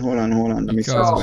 Mike's always the usual suspect. You never get anyone new. Yeah, see, Jeff always comes in with no microphone. That's okay. And Jerry there always comes in and rebroadcasts our show. Whatever. And Doc here and William always come in with the cigar. There's things we know about everybody on here, That's probably why I didn't do the webcam. I wasn't really worried about it at this time. But I'm hearing everybody's audio now, though. I didn't hear their audio before. I could see them speaking, but I didn't hear the audio. Now I can hear everybody's audio. Okay, well, it's amazing. Now he knows who is speaking. Yeah. It's amazing that the phone lines are working with Skype and with the webcast, and all the stuff is working tonight. Let me see what the. Just like real ham radio almost. Let me see It'll what. Work for 5 minutes, it'll go up. There we go. We're looking at 5110, and for anybody listening on shortwave on 5110 right now, you can join us. Is this on there yet? I didn't go to 5110. We're on the air right now on 5110, And looks like here we're getting anywhere from S8, S9 signal into the Memphis, Tennessee area. But I was going to just say, any shortwave listener out there would love to hear from you. Send us an email, tom@w5kub.com. And you can also join. This is a live video webcast. You can join it at w5kub.com. So we'd love to have you join us. I do have 5110 here in Iowa. It's only about S3, but yeah, it's pretty weak, but I do have it. Yeah, I wish I had the footprint for the directional antenna, and I would put that on here. The footprint for the antenna shows that there's almost no signal coverage out to the northwest, and I think up in Iowa it may be not much. Let me see if I can find that while we're talking here. Well, you had the owner of that station on. He was a pirate radio operator, as I recall. You had him on about 3 or 4 weeks ago. We did. Yeah. His signal was moving in that night. Well, he probably upped the power a little bit if he was going to be on, you know. Yeah. Oh man. Let me find. Let's see if I can do this. I'm going to get the footprint for the. I'm going to get the footprint for this antenna, this rhombic antenna that 5110's on, and I'm going to show you guys. Who's the guy on the screen right now? I've seen him before, and I don't know who he is. Who are you? Me? Yeah. Yeah. I'm NE4RD, Bill Stearns, out here in Montana. Oh, well, very good to meet you. I think Montana's one of the states I don't have. I've got 4 more states to go, and Montana's one I don't have. So, can I put you down? Yeah, you just made a contact here. Yeah. Bob and call sign at arl.net, and we can schedule something up. Okay, I about got the image here.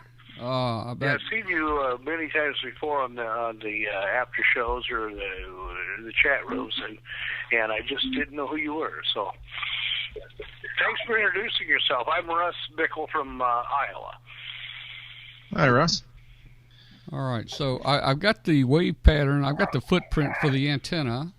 All I got to do now is figure out where I put it. Let's see. Roundtable. Oh boy, where did I put the thing? This is the first time I've been able to copy 5110. Now, go ahead. Yeah, not bad. Well, let me ask you a question. Everybody's picture looks everybody's picture's changed. But Doctor, he looks like the right size. Mike looks the right size. So maybe. Well, I'm glad I'm the right size. Yeah, you guys are just you know. Let's see, WBCQ. That's not what his doctor said. Yeah. Okay. All right. Do you ever have this problem where you? I don't know what's happening here. I don't know who that's coming. Is that coming from you, Jeff? Is that noise? Are you feeding in your Flex radio? Not now. That's what that noise was a while ago. It was your Flex radio. Hey, I got a Flex hat in the mail today. Wow, I don't even have one of them. All right, I just saved the footprint for the station, and I don't know where I saved it. You guys ever do that? You got that CRS disease, don't you? I get. All right, I'm gonna save it again. Here we go. Save image. Save Can't remember. Image. See my pictures broadcast. Okay, see my pictures broadcast. Okay, here we go. I'm going to show you the footprint. See my pictures. Okay, getting close here. I just have so much here I have to click on. Okay, here we go. See. Okay, got to import media. See my pictures. And then broadcast. Okay. And there it is. Okay. I'm going to show you the footprint for the station. All right, I'm going to put it on here. There we go. Can you guys see that? This is WBCQ? Yeah, this is WBCQ on 5110 this propagation was at supposed to be this hour of the day, 0200 Greenwich Mean Time, or UTC. So if you look at the map, it's real hard. You can see the U.S. there. The western half of the U.S. doesn't have very much coverage at all out there. It's real green out there. And the signal just kind of through the mid part of the country there. The antenna is actually aimed at Mexico City. We do have listeners in Costa Rica that send me a note every week, and they listen. They say they get a pretty good signal down Costa Rica. But anyway, there's the footprint, so you can see why some places just probably are not going to hear it.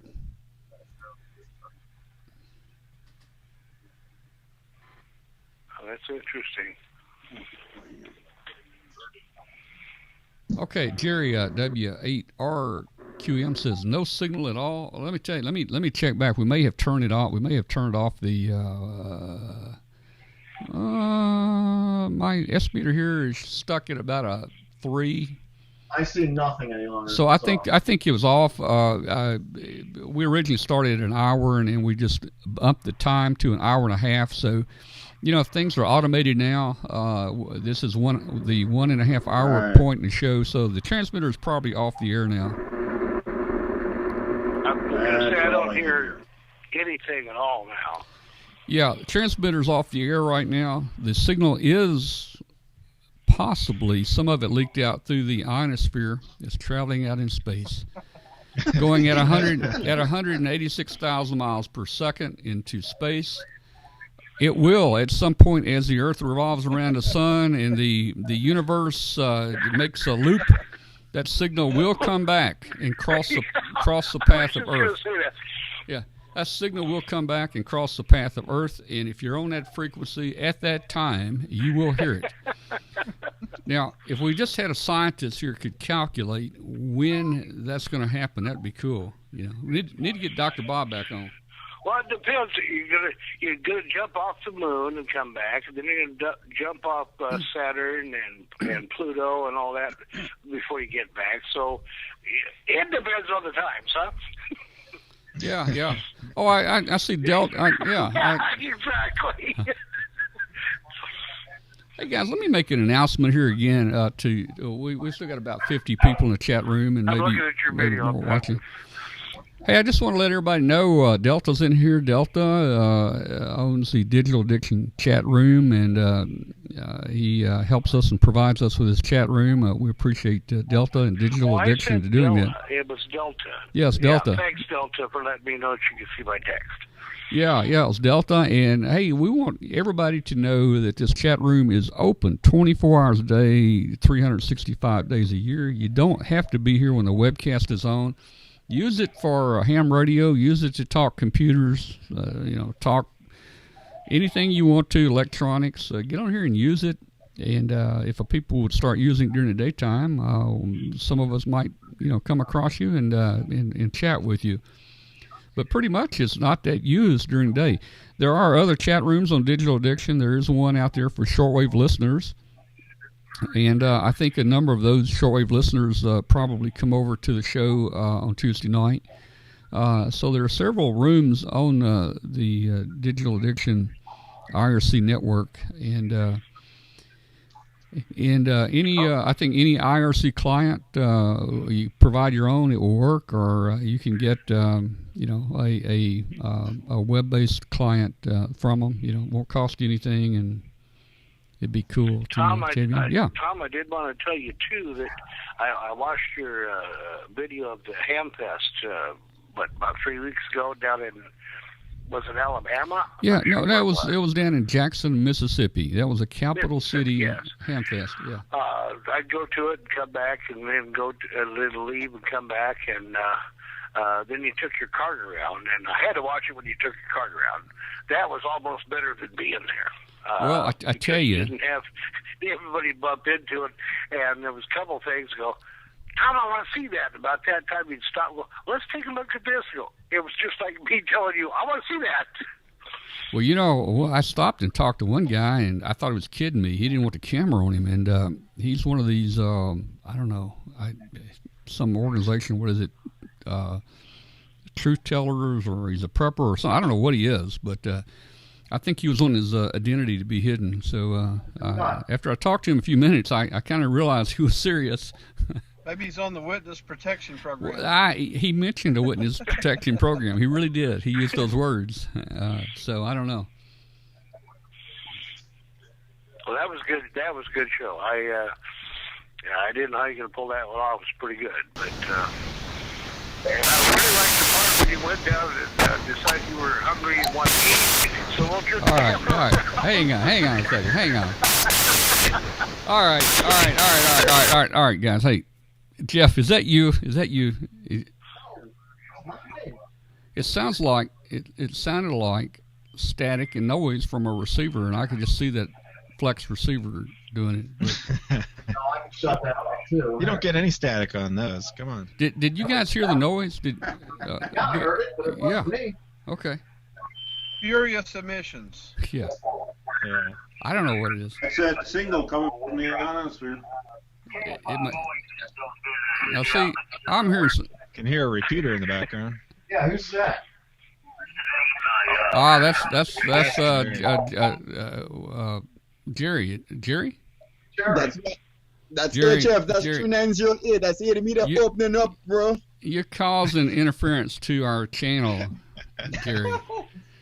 You got to Sorry for the QR, man. You got to turn it down. Cross-band repeating here. It's okay. Hey, Tom, I mentioned Dayton. Is that Jerry with the flex? No, Nope. no, that's Jeff with the flex. I shut it off. You Flex. blaming me for the Man. QRM. I shut it down. Hey, I got me a flex hat in the mail today. You working on those tickets for me, buddy? Send me an email.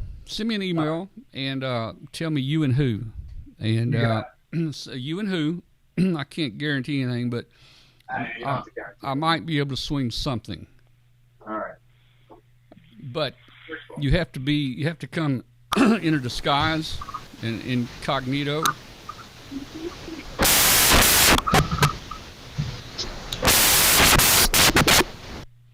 Oh, that's interesting. Can anybody? Okay. I want everybody. So how's the flex working? Actually, I've heard three. Well, you ask 2 or 3 guys and you get 8 or 9 answers. How's the flex working for you?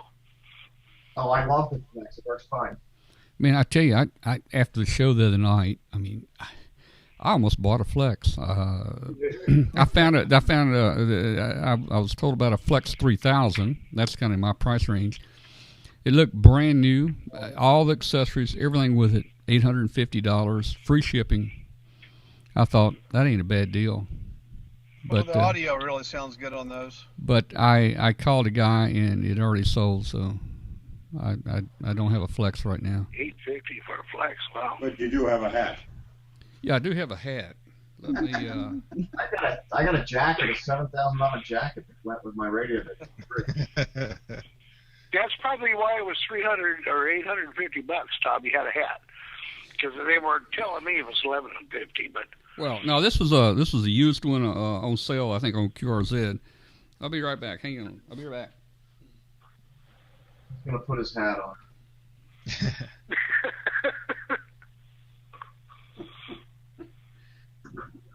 No, the 3000 still uses like that FireWire interface stuff. Yeah, I don't think you don't want that. You want to get a. he was looking for his hat, isn't he? You want to buy a 63, the 60. Now he doesn't know where he put his hat. He probably sitting on it. I think Flex ought to just give him one to use for a little while. Kathy probably hit it on him because she didn't want him to spend all that money on a flex. Now you can still put a tuner on a flex, right? Just like a normal radio. Absolutely, it is a radio. Well, Just yeah, I guess it is. Yeah, sure. Yeah. Sorry, stupid question. It's just missing some knobs. I don't know, I always like knobs, but flex was, I'm still debating on it. So is audio digital, or is it, what's audio, I guess? Does audio go through the computer, or does it go through the actual radio? Audio goes through the computer. Well, no, I mean, actually, it comes out of the radio. You can audio out of the radio. Excuse me. Kind of hard to use mobile, isn't it? I suppose you could. Just get a Maestro, right? Right. There's an audio jack on the audio comes out of the radio. You can also get it out of the computer, too.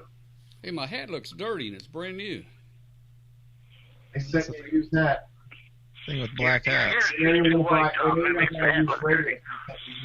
guys like that? Well, if you'd hold still long enough. All right. How's that? It's like you're having a seizure, Tom. I was.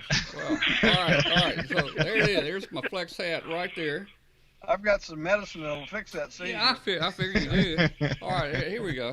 How you like this hat? Air Force. All right. Let's see.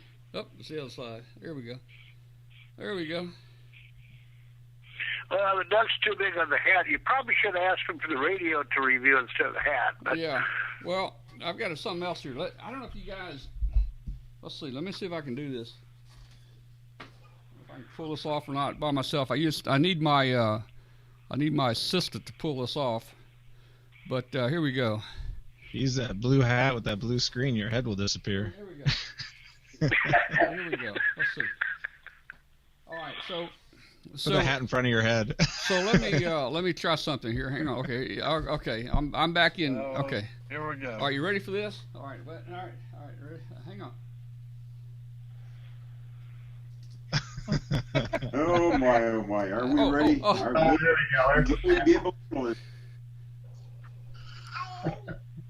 There we go. Here we go. The true man with many hats. There we go. What do you think? That was very good. The beginning of the show. Yeah. Tom, I think you got too much time on your hands. Well, I had to give away my secret here. My assistant's not with me, so it's difficult to do. But I can't float. I can't float and do the do the thing at the same time.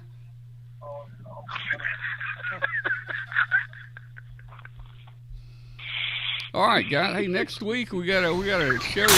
Next week we're gonna be in Studio 6. Here we go. Next week we're gonna be over in Studio 6.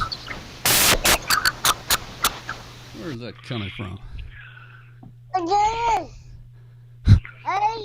There we are in Studio 6 right there. That was pre-recorded. We're gonna come back down. We're gonna come back down to Studio 2. Yeah, we're back in Studio 2.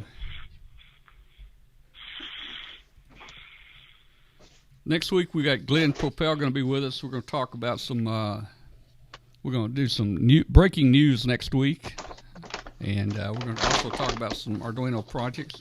Arduino or Arduino, however you say it. How do you say it? Arduino. Arduino.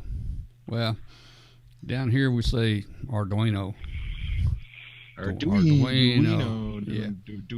Arduino. Is there Arduino or Arduino? I always thought it was Arduino. Arduino. I don't know. Arduino, okay. Yeah. I get a Raspberry Pi. That one's easy, but... Yeah. We have an Odroid. All right, we're getting some comments in the chat room here. They're starting to ask other people what they think about us. Yeah, I prefer Blueberry Pie. They say they're saying we're having more fun than a human being is allowed to have on here. Thanks, Jerry.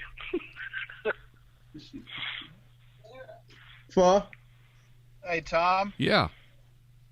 I wanted you to ask Rilley a question, but you didn't ask it. I didn't see it. That is that I wonder if anyone has ever done a psychological study on these people that want to QRM the de-expeditions and all that kind of stuff. Oh, I did see that question. That was a good question. Yeah, I'd like to know what goes through their what do they hope to accomplish by that? I don't know. The chat room is excited and interesting about what we're talking about tonight. They said at least we're not talking about colonoscopies tonight. Well, you haven't brought it up yet, so. Yeah. The night is early. I'm only on my first cigar, so you know. I'm on 2 or 3 different HF nets, and they do that all the time. I don't have a big problem because I can notch them out, but what is the thrill of that? I can't figure it out either. They always call them tuner-uppers. Go, no, this guy's been on there 15 minutes. If it takes you that long to tune up, you've got a real big problem. All right. When you were talking about what's the thrill of that, I thought we were still talking about colonoscopies. Hey, we talk about anything like you told that guy here, short of politics. No politics, but colonoscopies are fine. Yeah. Hey, Tom, I sent an email in with a question. Did you?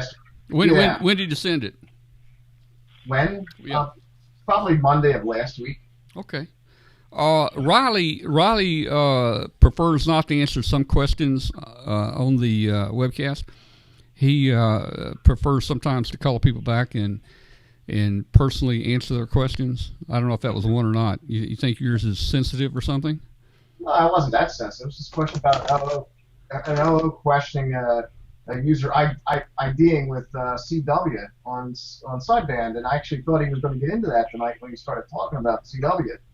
Well, I don't guess there's anything wrong with that, is there? Of course not. This guy, a friend of mine, got an OO letter stating that he was not identifying properly, that he shouldn't be using CW on sideband. And who was the letter? Who was the letter from? An OO. An OO? Yeah. Some of the OOs, they really get this power, thing to them, and Right. Who the hell is NLO? An official observer. Say again? An official observer. Yeah.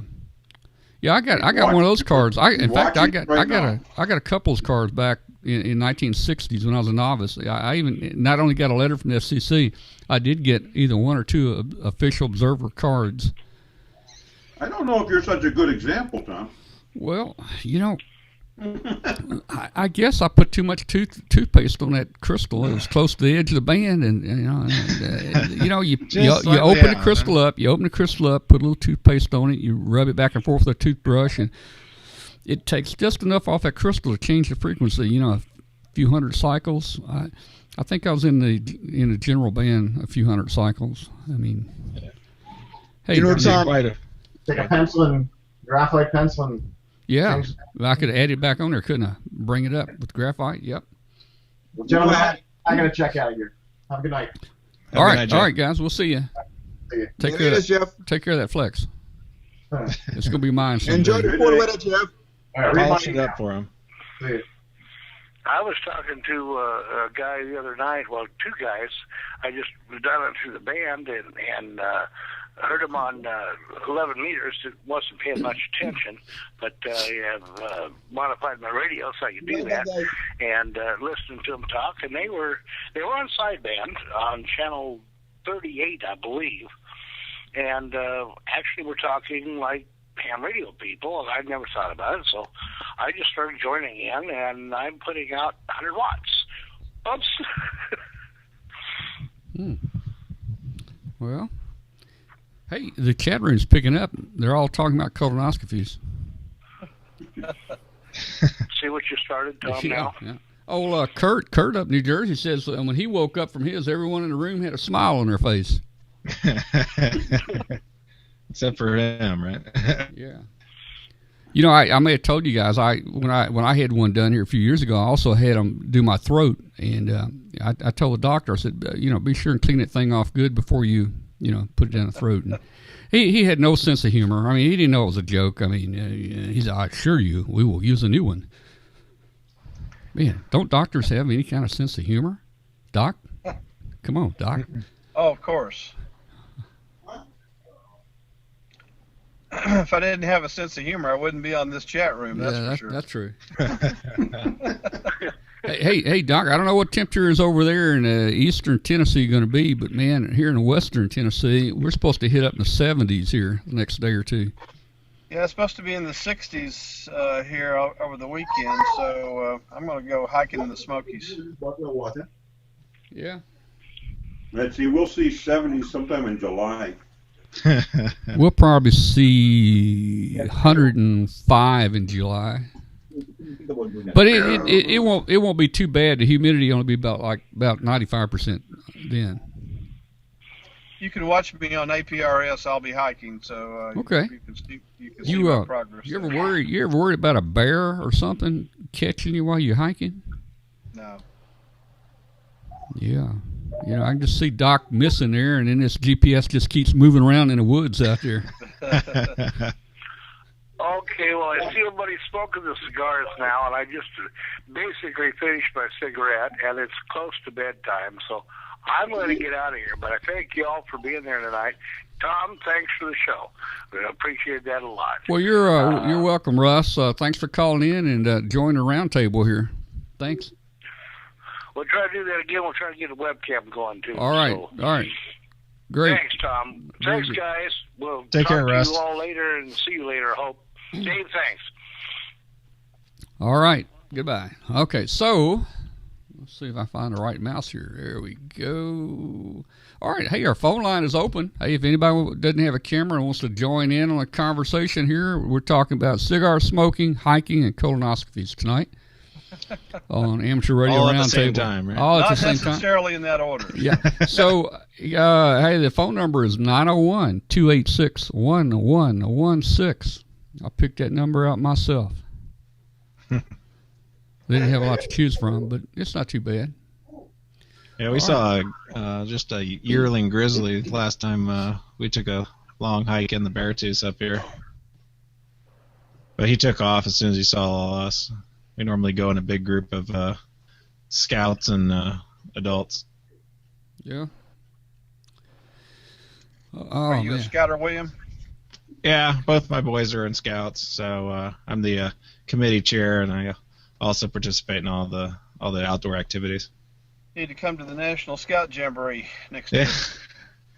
Yeah, you know, I got my oldest is hopefully going to get his eagle before then, and my other one is, well, he just goes for the camping trips. He doesn't really do anything else. This will be my 7th or 8th National Scout Jamboree. I guess number 8. Yeah. Yeah, we sent a bunch of kids the last one. Was it like 3 years ago or something like that? 2 or 3 years ago? Yeah, it was in 2013. That was the first one they had in West Virginia. Yeah, at Summit. Yeah, they had a great time. I'll be on the senior medical staff again, and you know, they probably would have a place for you at K2BSA. Yeah, I've thought about it, but I don't know. It's a lot of fun. Yeah. And knowing my luck, I'd end up in midnight kitchen duty. Well, you have a choice. I mean, they're not going to assign you somewhere that you don't want to be. So you got 3 choices, and I know Jim Wilson, so I'm sure they're looking for good folks. Yeah, I'll think about it. I know the applications already had to be in and stuff like that, but you know they're always looking for volunteers. No, I mean it's open. I mean we're just now getting into the teeth of the recruiting, so. Now's the time, and bring your kid or kids, and if they're first class, I think they have to be first class or higher to go. But I remember my first jamboree in 1964. I had just gotten my eagle, and I went to the National Scout Jamboree in Valley Forge. Oh wow. Yeah, I never did scouts as a kid. I was in Civil Air Patrol, so I was doing that. Doing a lot of flying. Yep. But it's a fun job. On staff, it's about a 2-week gig, so it takes a lot of time, and if you're self-employed like I am, it takes a lot of money too, at least out of your pocket. But but it's worth it. You know, it's a good experience, and you get to meet a lot of really good people. Yeah. And you're doing a good thing. And I'll take a look at my calendar and see what's going on. Yep. I think it's from the 19th to the 28th of July. And it's 2017, right? Yep. Next year. Yep.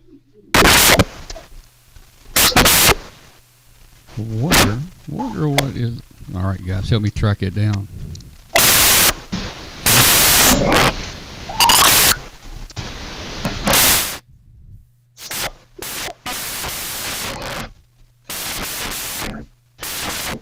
Try to track down that noise. Not sure what's causing it.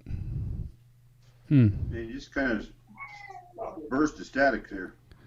Yeah, I don't see anybody's green light coming up. Well, I saw Doc talking a little, trying to talk, but it was, it was modulating just trash. I mean, I'm not saying it was coming from him. There's little green lights when you're talking. I never saw that before. There's a little green light. The green light. That's a giveaway sometimes. Uh-oh. Yeah. When I heard the noise, it was just coming out of your it may be the connection that I have here. Nothing smoking yet. Here. All right. I have just like a loose cable somewhere. Yeah. Well, checked cables and everything seems all right. Oh man. I bought. Tom's trying to QRM us. Yeah. I don't know if I showed you guys or not. I bought a new mixer. Yeah, you bought that big last mixer. year. Yeah, there's Maybe you got a noisy pot. Yeah. I don't know. There's our mixer we used on the show tonight, and there's our mixer. There's our mixer for the new show. So new, old, new, old.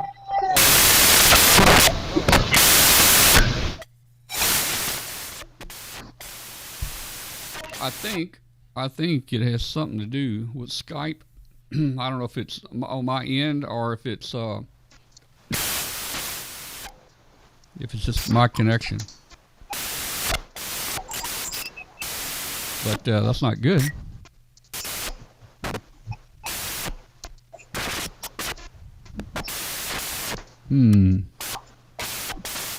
It's definitely coming in on the Skype.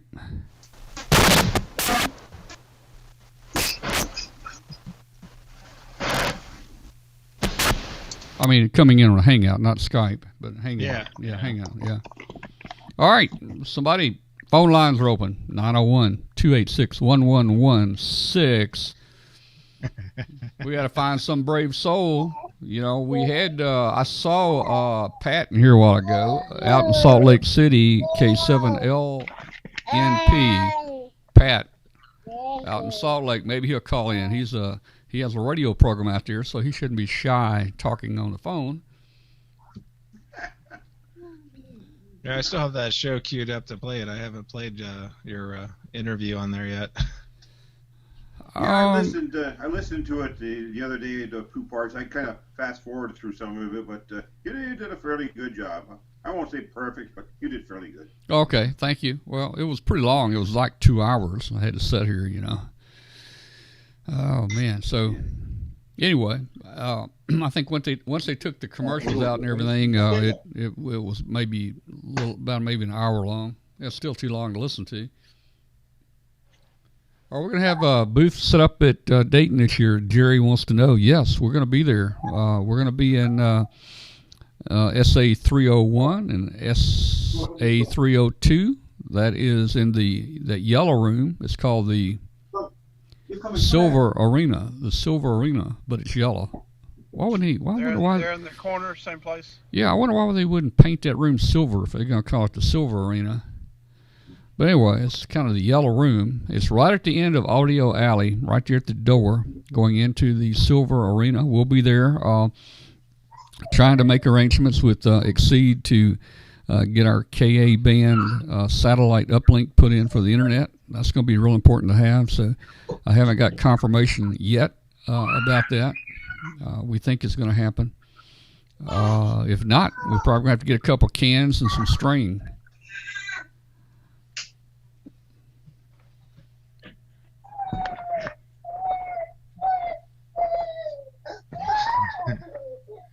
He's chatty tonight. Jerry, hey, okay. I think the noise was coming from Doc there. Some medical person. The chat room is saying that noise sounds like the air from a colonoscopy hose.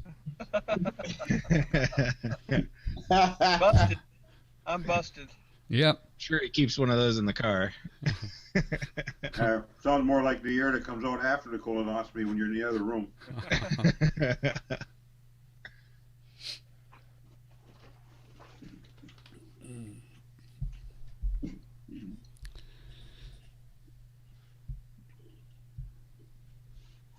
Oh, cool.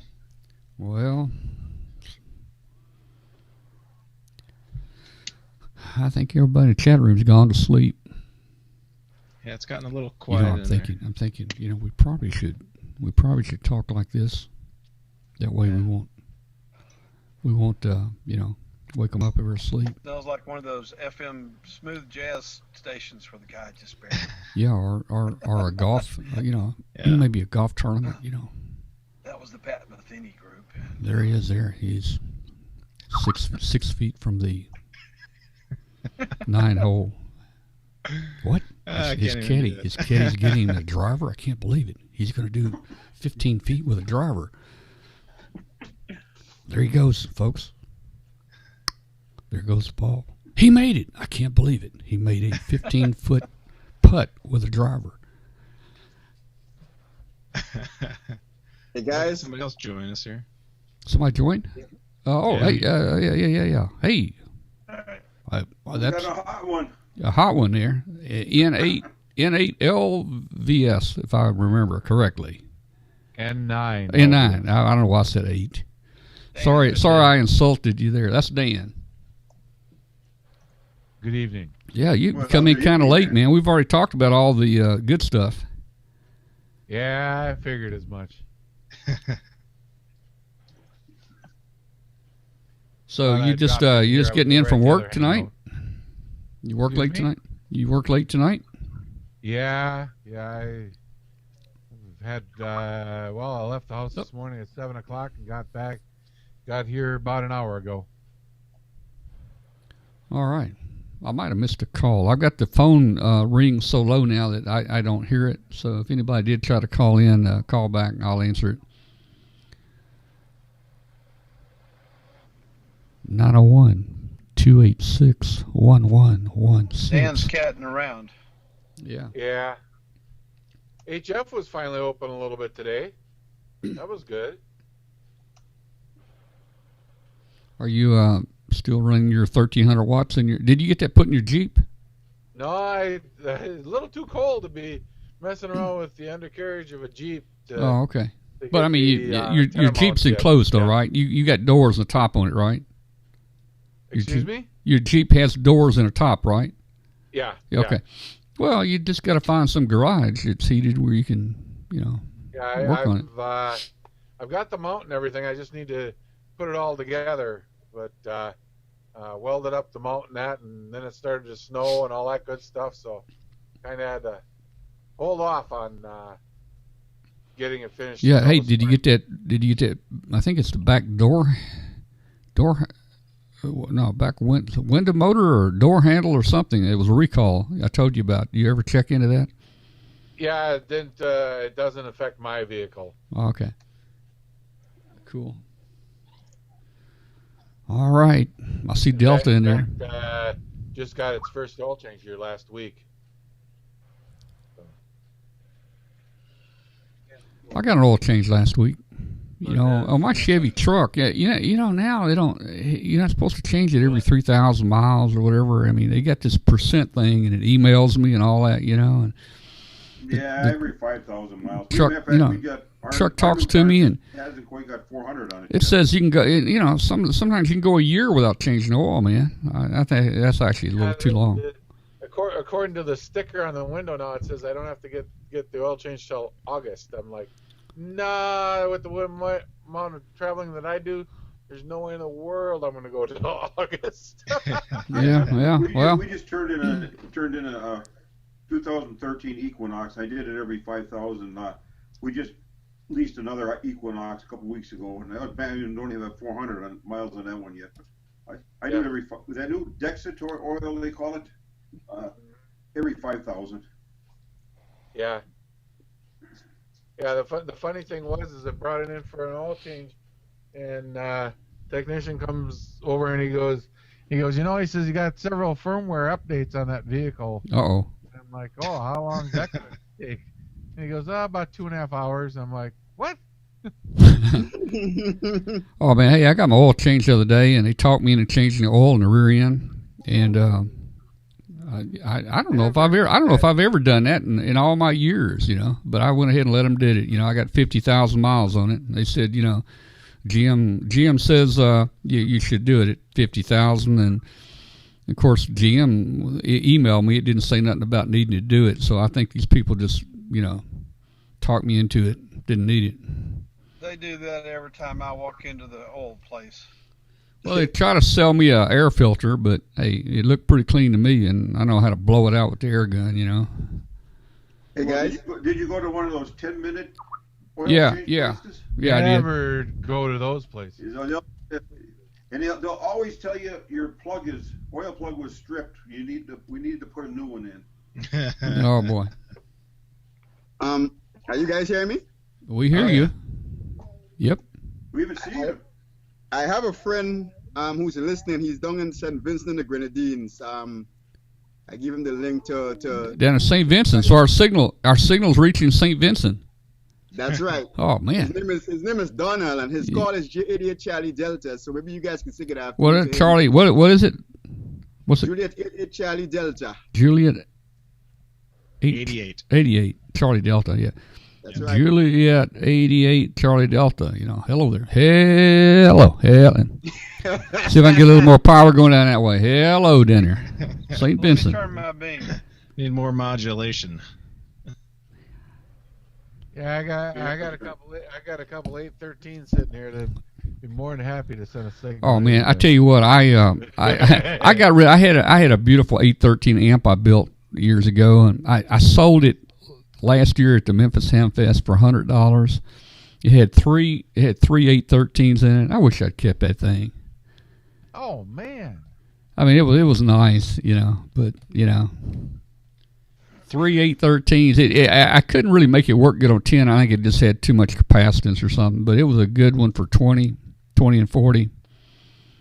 Never really ran it on 80, but I like the old 813 tube. What's 2 kW between friends, right? Yeah, I like the old 813s, man. Hey, talking about my truck and getting serviced, let's see, I have 50,000 on it. I'm supposed to change the spark plugs at 100,000, but I had it in dealer last year. He said I don't have to change them at 100,000 now. They had to change them at, I think, 20,000. My truck got hit by lightning. Okay, and it ended up costing about, the bills were somewhere around $8,000 to fix it, and did your insurance cover that? Yeah, the insurance did. Yeah, and the funny thing is that I went to North Carolina and I left it in my garage. It was in my garage with the garage door shut when lightning hit it. Oh. And the way I know is we talked to the neighbor, and of course the neighbor said he heard it hit in the yard, and then hey. The little garage door opener buttons on the back on the garage door, they're missing. They're burned off, and then the garage door motors won't work, and I forget what all else didn't work in here. So I said, okay, well the truck's it was inside the house, and nothing can be wrong with it. So it wouldn't start, wouldn't turn on, wouldn't do nothing, man. I took the battery off. I went and bought a new battery and put on that sucker. Same problem, wouldn't do nothing, man. So I had it towed to the dealer, and about then I was realizing that lightning hit it.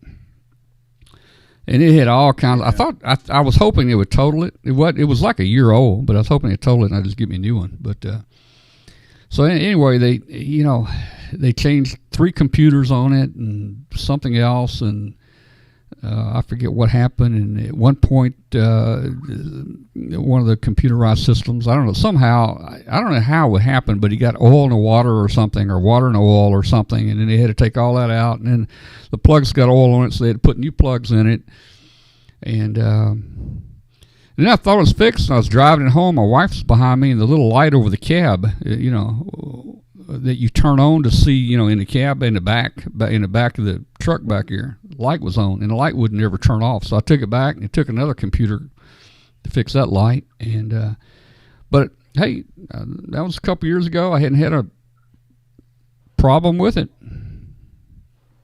I was sure afraid that when something like that happens, it might not be something good to keep, you know. I've never heard of anything like that. You sure you didn't have a 2 kilowatt linear fired up at the time and actually fried it yourself? No, I was actually, I tell you what, my brother-in-law picked me up. We're going over to home in North Carolina, and we just left that morning. He picked me up in his truck, and it was the worst storm in Memphis I ever saw that morning.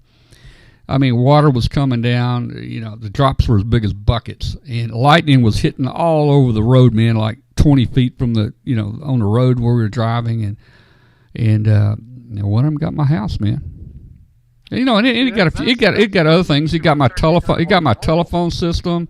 Let's see, it got some modems. It got the telephone system. It got the cable routers. It got I don't know. It got a bunch of stuff. You know, oh, the intercom system in the house. It got a lot of stuff, man.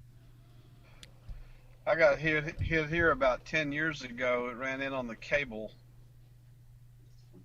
Whoever installed my cable didn't put a ground on it. Oh, jeez. And it blew out a linear power supply and took a capacitor out of my antenna rotor and the finals of my transceiver. Oh, man. Insurance covered it, of course, less than deductible. Yeah. Took out about 5 TVs. Yep. I've been hit a few times over the years. I can remember, man, I tell you. You know, I'm glad I have a tower up anymore. I can remember years ago, man, I'd be laying in bed at night and these electrical storms popping lightning all around. I'm thinking, oh, man, it's going to hit my tower, you know. And then I hear the wind blowing and those coaxes bang, bang, bang, bang against the tower. I'm thinking, it's going to fall. But it stayed up. It always stayed up. Yeah, they can have some nasty weather over there in Memphis, that's for sure. When I lived in Florida, I got hit by lightning once, and wow, let me tell you, that was a direct strike. I think Florida's got more lightning than anywhere else in the country. Yep. Well, you know, that's why the hockey team in Tampa is called the Tampa Bay Lightning. My aunt that lives up in New Jersey, she was actually hit by lightning and lived. My granddad went and picked her up and carried her in and gave her CPR or whatever it is, and it had burned her eyebrows off and just everything, man. So she had, every few years they have some kind of big convention. I think one year they had in Washington for survivors that were hit by lightning. I did a report one time on lightning injuries. Yeah. Interesting. I tell you, I mean, you know, it's not saving, and I felt the spark before. You know, lightning hit, you know, a mile or two away from you, and if you're standing near a car or something, you can feel that little spark jump from you to the car, and you know, as that lightning runs through the ground, there's so much voltage drop every foot. There's a voltage drop, and if you're standing on that ground and your feet are 2 feet apart, man, there may be, you know. There could be 1,000 volts difference in potential between your 2 feet, man, when that lightning goes through the ground. That's what kills most people with lightning is not the direct hit, but it's the ground currents. Yeah. Well, that one picture that goes around quite a bit, it's a picture of 2 kids, and they're standing there, and their hair is all spiked up. I've seen something laughing, like that. And neither one of them survived. That was taking literally seconds before the lightning strike. Yeah, I've seen something like that. Their hair standing straight up, man. My son, my he was 16 at the time, and he was working at a grocery store, and somebody said there's a storm coming up, and he went out to roll up the truck windows, and when he pulled the window up, he saw his hair standing out. He realized that he was statically charged, and so he knelt down on the ground, and lightning hit about 30 yards away. Oh, man. That is tough, man. Problem. I won't have that problem with lightning hitting and making the hair stand up on my head. Yeah. You may have a problem there. I don't know that warning. See, you don't have the lightning detector on your head. No, I won't be able to be warned. Well, my hair. I tell people my hair is long since deep parted. That probably dissipates the static electricity anyway. All right, somebody just reported in the chat room, earthquake in Maine. Anybody know anything about that? No, I'm here. You're not in Maine, are you? You're not in Maine. We don't have earthquakes in the UP. Yeah. You're in the UP? What was that? Did I hear that right? You're in the UP? Michigan and up in He's the Upper Peninsula. in the UP, man. He's in the UP. Green Bay. Yeah. I don't know. What was that? What, Green Bay? I'm in Green Bay, near Green Bay. Oh, okay. I got my sisters in Manitowoc and Appleton and. That Appleton is actually where I am. Most people don't know where Appleton my is. sister lives in Kimberly. Oh man, I used to live in Kimberly. Yeah. You know, talking about earthquakes. Talking about earthquakes in the chat room. When I lived over in Arkansas, I don't know if you guys remember. Actually, Memphis or this area is on a very dangerous fault. It's called the New Madrid Fault. Probably one of the biggest earthquakes in history. It rang the Liberty Bell when it happened in the 1860s. It rang the Liberty Bell. It was felt in California, and it went on for like a month or two. You ought to read about the New Madrid Fault. It went on for like a month, and people were afraid to go in their house and stay. They lived in tents for a month up and down through here. And the Mississippi River actually ran backwards for a day or two and created a big lake. I think it's called. Doc, is it Reelfoot Lake maybe? Anyway, Yeah. What I was going to say is that some scientist was predicting. He thought he could predict when the New Madrid earthquake was going to hit, the big one, and they published the date down to the day, and the date came, and I remember going to work. I took some shirts by the laundry to drop them off, and they had a sign on the laundry that said "Closed for earthquake." Man, but we didn't have the earthquake.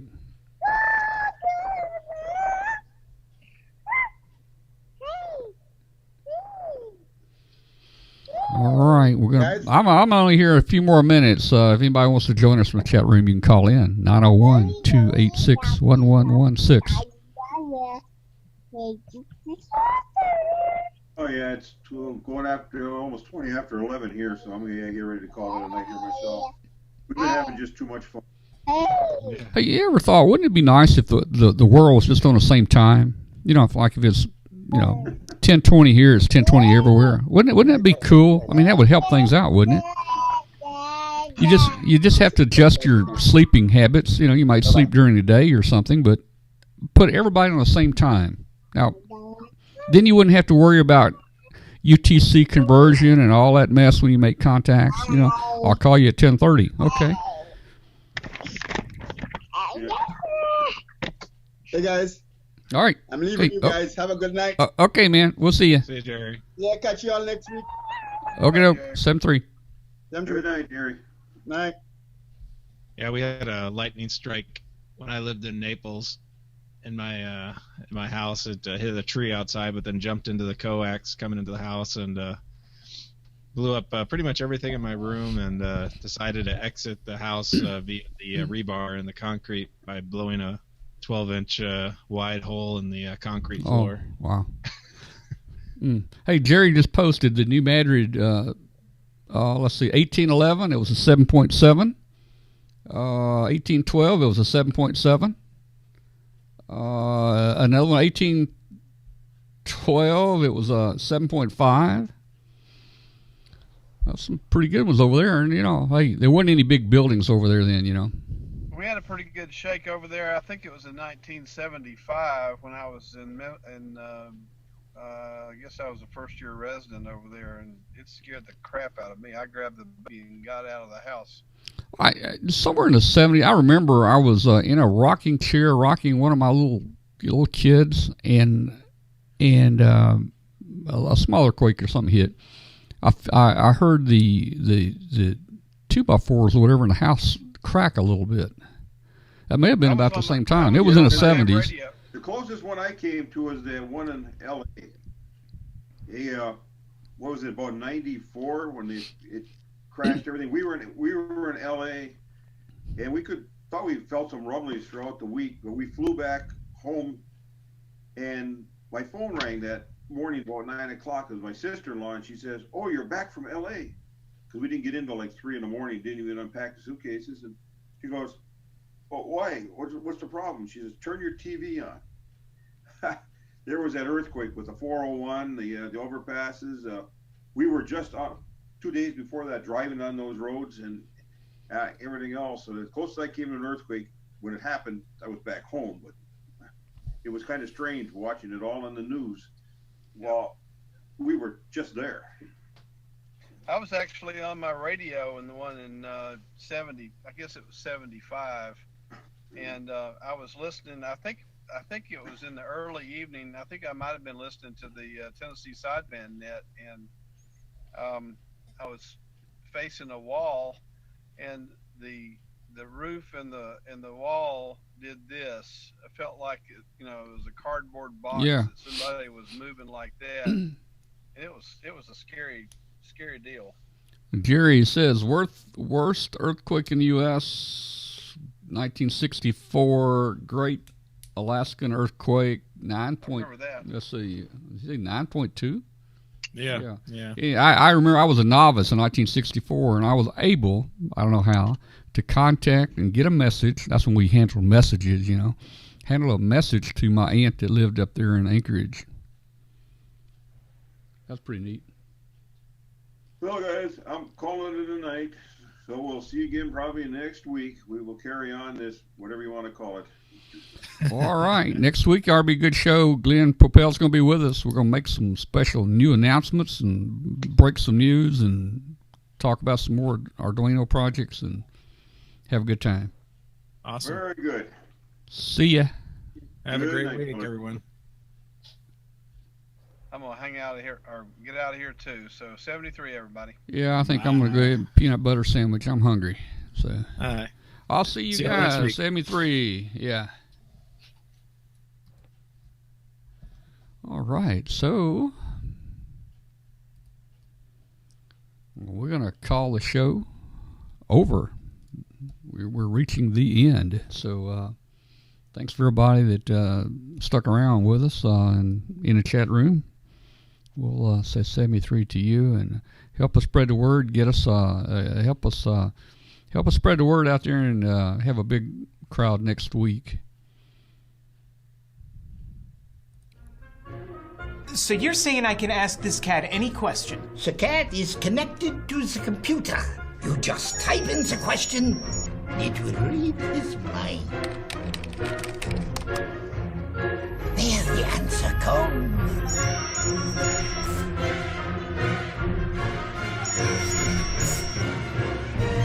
You're the man! I've been looking for this for weeks.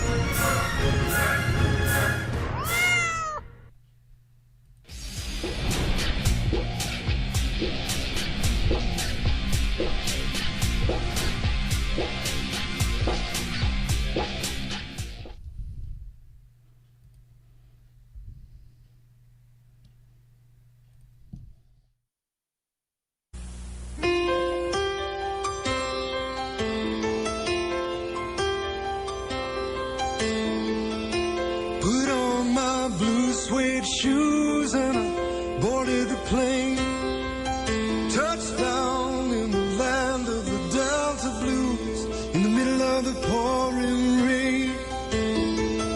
WC Handy, won't you look down over me? Yeah, I got a first class ticket, but I'm as blue as a boy can be. Then I'm walking in Memphis, just walking with my feet 10 feet off a beam. Walking in Memphis, but do I really feel the way I feel? Saw the ghost of Elvis on Union Avenue, followed him up to the gates of Graceland, and I watched him walk right through. Now security, they did not see him, they just hovered around his tomb. But there's a pretty little thing waiting for the king down in the jungle room. When I was walking in Memphis, I was walking with my feet 10 feet off a beam. Walking in Memphis, but do I really feel the way I feel?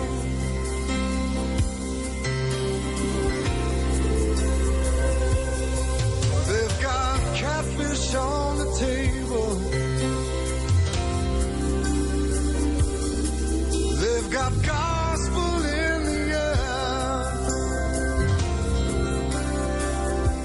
and Reverend Green, be glad to see you when you haven't got a prayer. But boy, you got a prayer in Memphis.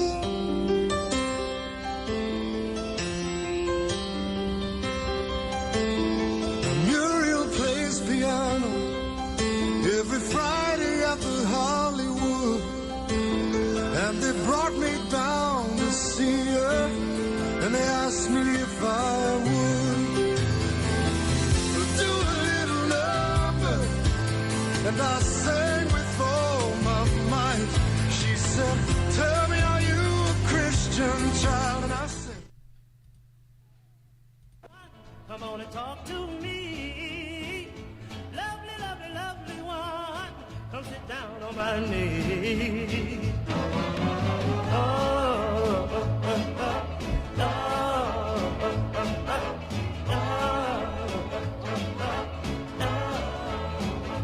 Tell you a story. It happened a long time ago. A little bitty pretty one. I've been watching you grow.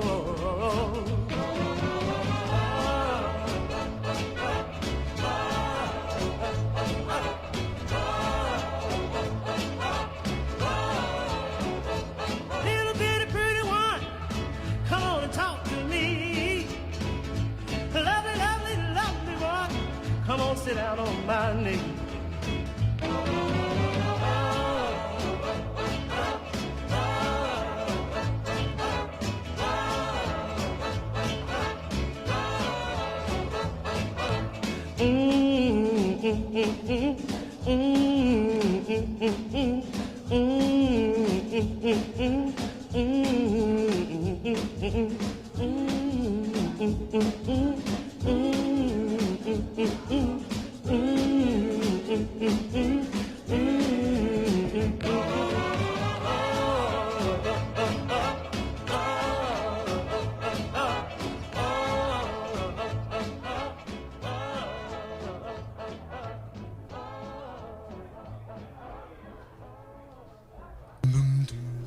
Hello, this is Valerie Hatzfeld, NV9L.